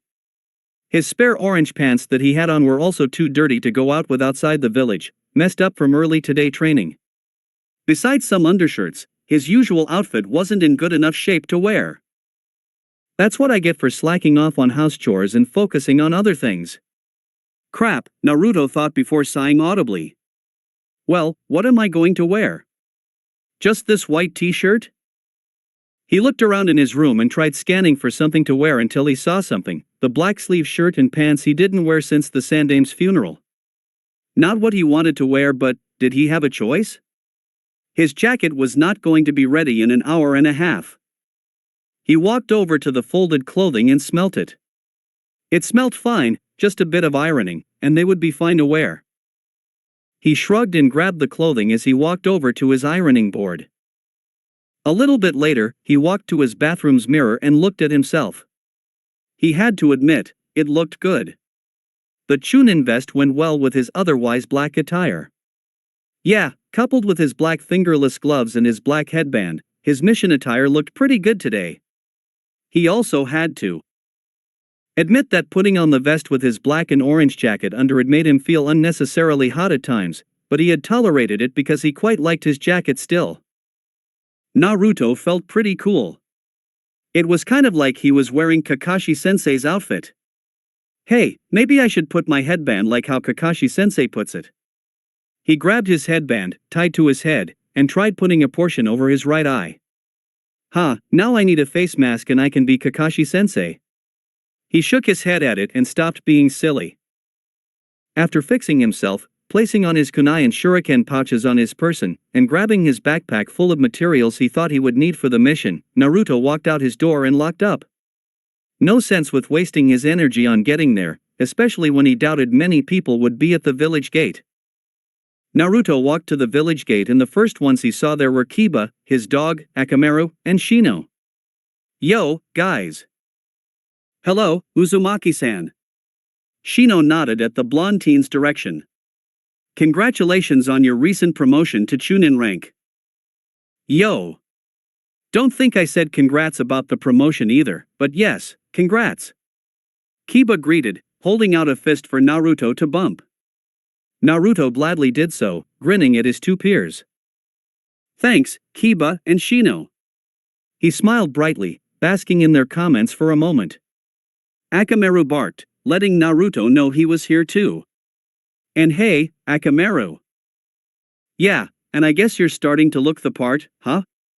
Kiba grinned teasingly. You're lacking your tacky-ass orange jacket today. It ain't tacky, mutt, Naruto shot back. There was nothing too wrong about his newer jacket. It isn't even all that orange anymore.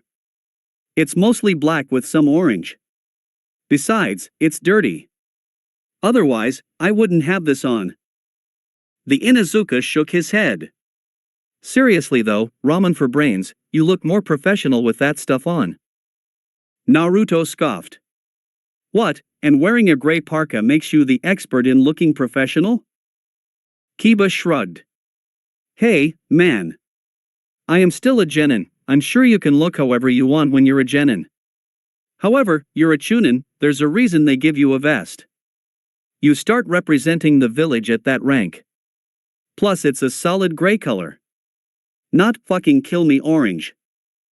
Doesn't your sensei wear bandages? Naruto flatly asked. I've seen a lot of people in this village wear whatever the hell they want, Chunin and Jonin alike. People just love ragging on my orange outfits. Kiba shrugged, not even trying to refute that comment. I'm just saying, man. It looks better. He had an amused smirk on his face. Then the dog owner looked over at the approaching Shikamaru and Choji. I mean, look at the lazy-ass captain of our group. He may look so lackadaisical but he's been wearing his vest since he got it. Hey, can you stand to not yell so much, Kiba? You're giving me a headache. Shikamaru complained, rolling his eyes at his teammate. Yo, oh great leader. The Inuzuka snapped a lazy salute to Shikamaru. So, did y'all take a gander at this Tsunade chick we're trying to find? You mean the Sannin Tsunade? Shino asked rhetorically. She isn't some random woman, Kiba. Right, but did you check out the last picture they had on her? Damn, she was a cutie. Kiba waved around a picture that Naruto took off his hands to take a look. He studied the woman quietly. She was depicted as a blonde-haired, brown-eyed woman with a diamond-shaped mark or tattoo on her forehead. She was dressed in a blue kimono and had a green gem necklace on her neck. Despite the flat expression, Kiba was correct in his assessment that the woman in the picture was beautiful, though Naruto wondered how accurate that was since that photo had to be taken years ago. Kiba, you got the copies of the picture I gave you earlier? The dog boy nodded at Shikamaru's comment. Alright, give everyone a copy of the photo you were waving around earlier. Everyone's going to need one. Kiba quickly did such, before commenting, I have a feeling it's going to be annoying finding this lady. So, when are we leaving? When the last member of our team comes. I have been here already for some time, Nara-san, Niji Hyuga uttered, walking up to the 5 others from their left. It seemed Niji was relaxing near the shade of a tree before he joined his team. Alright then, Shikamaru nodded at his teammates. In case you guys forgot, we're heading out to Tanzakugai. We should get there around a few hours, maybe about 3 or 4 p.m., which is good, since according to our information on the target, Tsunade likes to frequent gambling houses, casinos, and bars in the evening of a place she's visiting. We're going to have to hurry. Tsunade doesn't like to stay in one place for too long. According to intel, she gets up and leaves a place after 1 or 2 days. How is any of that good then? Ain't Tanzako-gai a gambling town? There must be like a few dozens of those gambling spots out there. Kiba commented. And bars too, Choji supplied with his opinion. She might be gone before we find her. That's where most of our work comes in, unfortunately. Thankfully, we got the human battery here who can create about a dozen clones, huh? Shikamaru then folded his arms, looking at Naruto with a lazy smirk. You can count on me, Captain. Naruto snapped out an exaggerated salute to the team leader. Shikamaru shook his head with a sigh. Let's get to it, guys. The other 5 teens nodded, turning to the gate. They set a steady pace as they moved through the trees of Hinokuni. Naruto had a good chat with almost every member in the group, even the quiet Shino Aburame had something to say to the blonde when Naruto tried to coax him into a conversation. The only one Naruto didn't try to spare a conversation was Niji, who he did not like one bit. Mind still fresh from what the older teen did to Naruto's former female classmate, Naruto couldn't help but dislike him. It seemed like the feeling was mutual, as Niji didn't bother saying anything to him either. They reached the town of Tanzako-gai around 3 o'clock in the afternoon, and immediately noticed the immediate difference between this place and Konoha. This place was big, though he doubted it was as large as Konoha. He could see a few buildings towering over the town, especially a big castle. Naruto wanted to explore a bit, but business before pleasure, as they said. Okay, 2 clones dispelled and found Tsunade in neither of the bars I sent them to around town. I got quite a few of them running around in disguise, but so far, I haven't heard back from them. Shikamaru turned to his teammates. Alright, let's do some more scouting. Naruto, you know what to do. Make a few clones for everyone and pair up together. We'll all go around town. You guys got the radios I gave you all earlier? The teens nodded. Radio back when you hear something, then we'll meet up. After a few hours of looking around the town, nothing special came up. Kiba was the first to complain over the radio. Yo, dude. I ain't find anything on my end of town. Yeah, me neither, Naruto stated. He was also getting quite tired already of walking around aimlessly, looking into buildings. This isn't easy. So, what's next, Shika? Choji asked. The leader sighed. I guess we should just go and take a brief break. It's about 6 o'clock. Alright, but Naruto, keep your clones scouting around. Meanwhile, let's all go take a 45-minute break, get some R&R, and then get back to finding our target, okay? Keep the line clean too. You had me at break. Ha! Kiba grinned, his dog barking in the background of his radio. I'm sure we can go and find something to do. I think there's a festival going on today here. Lots of good food and stuff. Maybe I can find some ramen here then since we're having a break, Naruto commented. The memories of all the places his clones visited entered his head. You guys can do whatever, just make sure to make your back to searching by 6:45, and if you see something. The Nara leader trailed off. We'll let you know, Leader-san, Niji reassured. Shika, let's link up. Where are you at? Choji asked. Shino remarked, I feel I must find where you are at, Kiba.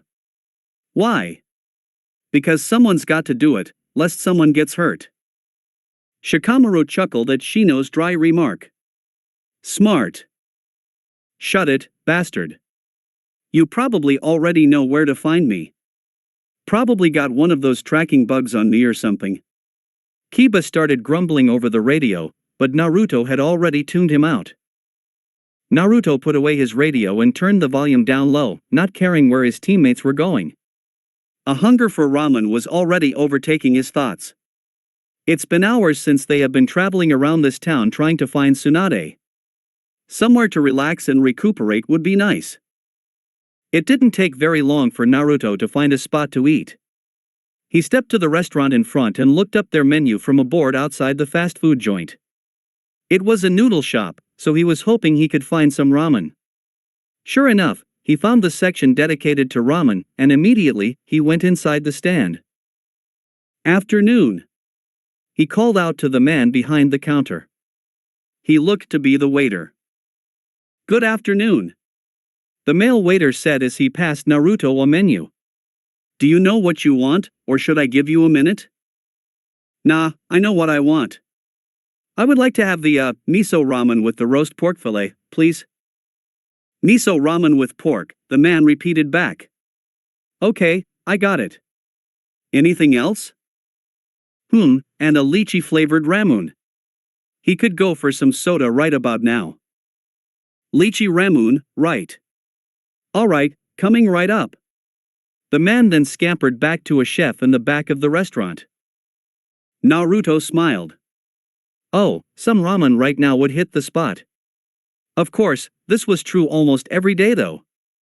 And plus, even though this wasn't Ichiraku's ramen, it would no doubt still be pretty good. Ooh, he couldn't wait. Afternoon, sir. The waiter again called, walking back up as one of the cooks started working on Naruto's order. He had a menu in his hands. Come on in, and when you're ready, give me your order. Oh, I know what I want, sir. Naruto blinked, immediately recognizing the voice. Niji Hyuga walked into the fast food place. The herring soba, please, with some green tea. Coming right up.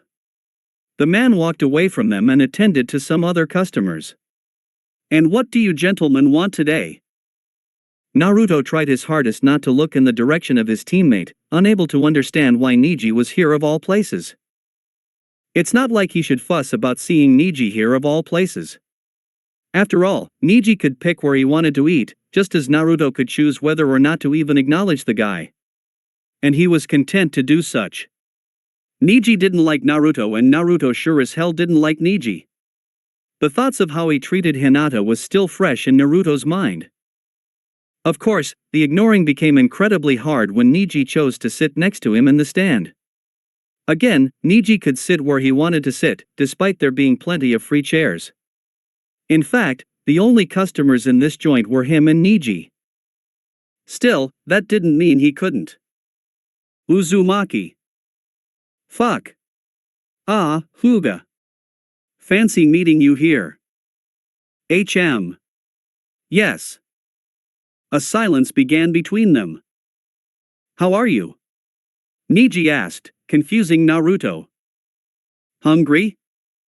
Indeed. I am too. Good for you, Naruto said rather rudely, but he couldn't care less. He was getting sick of this conversation already. A few uncomfortable seconds of no talking between the two customers began once again. The silence was broken up by Niji's sigh. I should stop beating around the bush. Yeah, you should, the blonde remarked surly.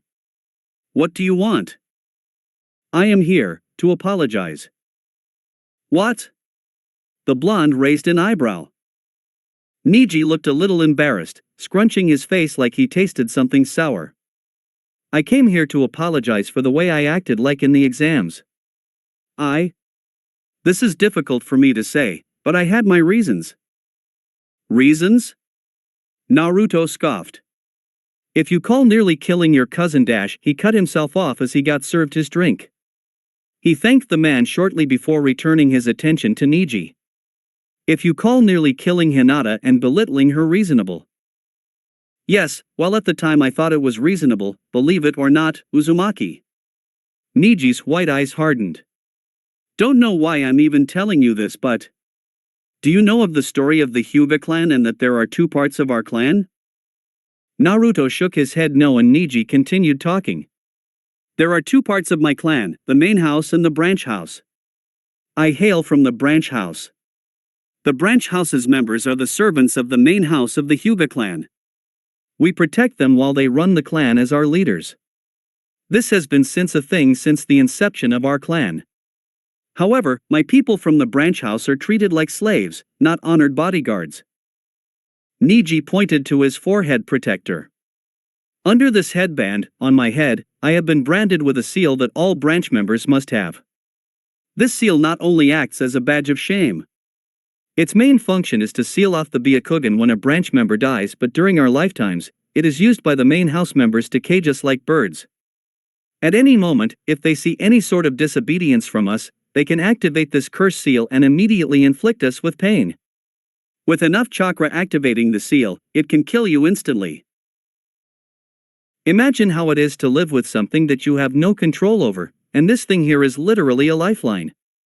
One mess up and your masters can pull the plug, instantly killing you by destroying our brain from the inside out. Imagine that. The Hyuga teen started shaking in rage. Naruto was silent, looking at Niji with a grimace. I had to believe in fate back then, because that was all I knew. I believed everything was set in stone, everything and everyone had a purpose. I was fated to serve the main house because that was my destiny. My father's destiny was. Niji stopped and took 3 breaths of air. Obviously, it was an attempt to calm himself down. Naruto was really starting to feel uncomfortable with this all. This is a hell of a tangent we're getting on, Hyuga. I apologize. Niji shook his head. Naruto nodded at the waiter who came to give him his food and muttered at him a soft, "Enjoy," as if he heard the heated conversation between them. I lost myself again. Let me just stick to the topic at hand. I believed in fate and nothing else. The weak were weak because that was their nature, and the strong were strong because that was their nature. Do you understand what I mean? Bad logic, Naruto sardonically uttered, taking a sip of his drink. But yeah, I understand. I concur. Niji folded his hands and sighed. I let my hardships rule over my life. I felt like a bird caged. I still do. All because of the damnable seal I wield on my forehead. Naruto nodded slowly. He did understand honestly. It did sound like the guy had a hard life, and Naruto could be sympathetic hell, scratch that. With all these talks of seals and being dealt with a bad hand at the start of his life made Naruto empathetic with the Hyuga. It reminded him all about the Kyuubi being contained inside him. He wouldn't lie and say he never asked the skies why did he have this thing inside of him on some days. Even a part of him, a really dark and nasty part of him that he has not quite shaken off yet, wants to lash out at those who scorned him for having a demon in him. However, thankfully, he had people in his life now to keep him from doing anything he would regret. Having a bad hand at life didn't excuse you for doing bad things, and Niji having a seal didn't excuse what he did to Hinata. So, why did you attack Hinata? It's not like she branded you with that shitty curse seal. It sounds like the main house people are jerks, but Hinata isn't like them. Niji released a breath of air. I admit, I was mistaken. I was angry at her. I believe it was from years of pent-up rage and anger for the main house. I just wanted payback. The Hyuga winced. The blonde took a swig from his soda before clicking his tongue. So, how did you go from a pissed-off bastard to a repentant bastard then? Niji narrowed his eyes at the blonde at the bastard remark. As you know, Hinata-sama and I are cousins. My uncle is her father, and my father was his brother. Naruto didn't bother questioning about that. He knew what Niji meant and he felt somewhat bad for calling the guy a bastard. He saw the way Niji clenched his fists. In any case, my uncle, after the exams, approached me, and, correct my former misconceptions. By cowing you with that seal? The thought kind of pissed off Naruto. At least his seal wasn't designed to do that. Keep him under control and, if people needed to, kill him with it. No. My uncle is, admittedly, not as insufferable as the rest of the main house. Niji seemed to calm down after saying such. Neither is Hinata-sama or Hanabi-sama. Naruto didn't bother asking who the hell was Hanabi. Probably just one of Niji's relatives. What did he do then to change your mind, even make you apologize to me? Actually, why the hell are you apologizing to me? If you're a good guy now, shouldn't you owe Hinata an apology? I'm just the dude who rocked your shit in the Chunin exams. Naruto jested, smirking a little at his joke. How clever of a pun for your affinity for earth-release ninjutsu, Neji said, dryly. A small quirk on his lips told Naruto how the teen felt about his joke. Naruto shrugged as a grin came onto his own lips. Neji sighed. I have already apologized to Hinata-sama. I think I owe you an apology because of the way I belittled you. And, to perhaps start over, Uzumaki. Yeah? Why? In a way, you have shown me that fate is nothing but a crutch to rely on. Everyone can decide their own path in life, their own destiny. This is why I belittled Hinata-sama, why I belittled you. I believed that the weak were weak and that was that and I was strong. However, I now know that I was the weak one. I had let my anger get the best of me, I let it rule me. Neji stopped himself briefly, as the waiter came back with the food he ordered several minutes ago.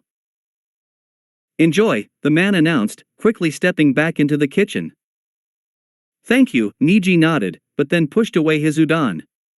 Anyway, what I am trying to say is this, Naruto Uzumaki, I am truly sorry and I wish to start new.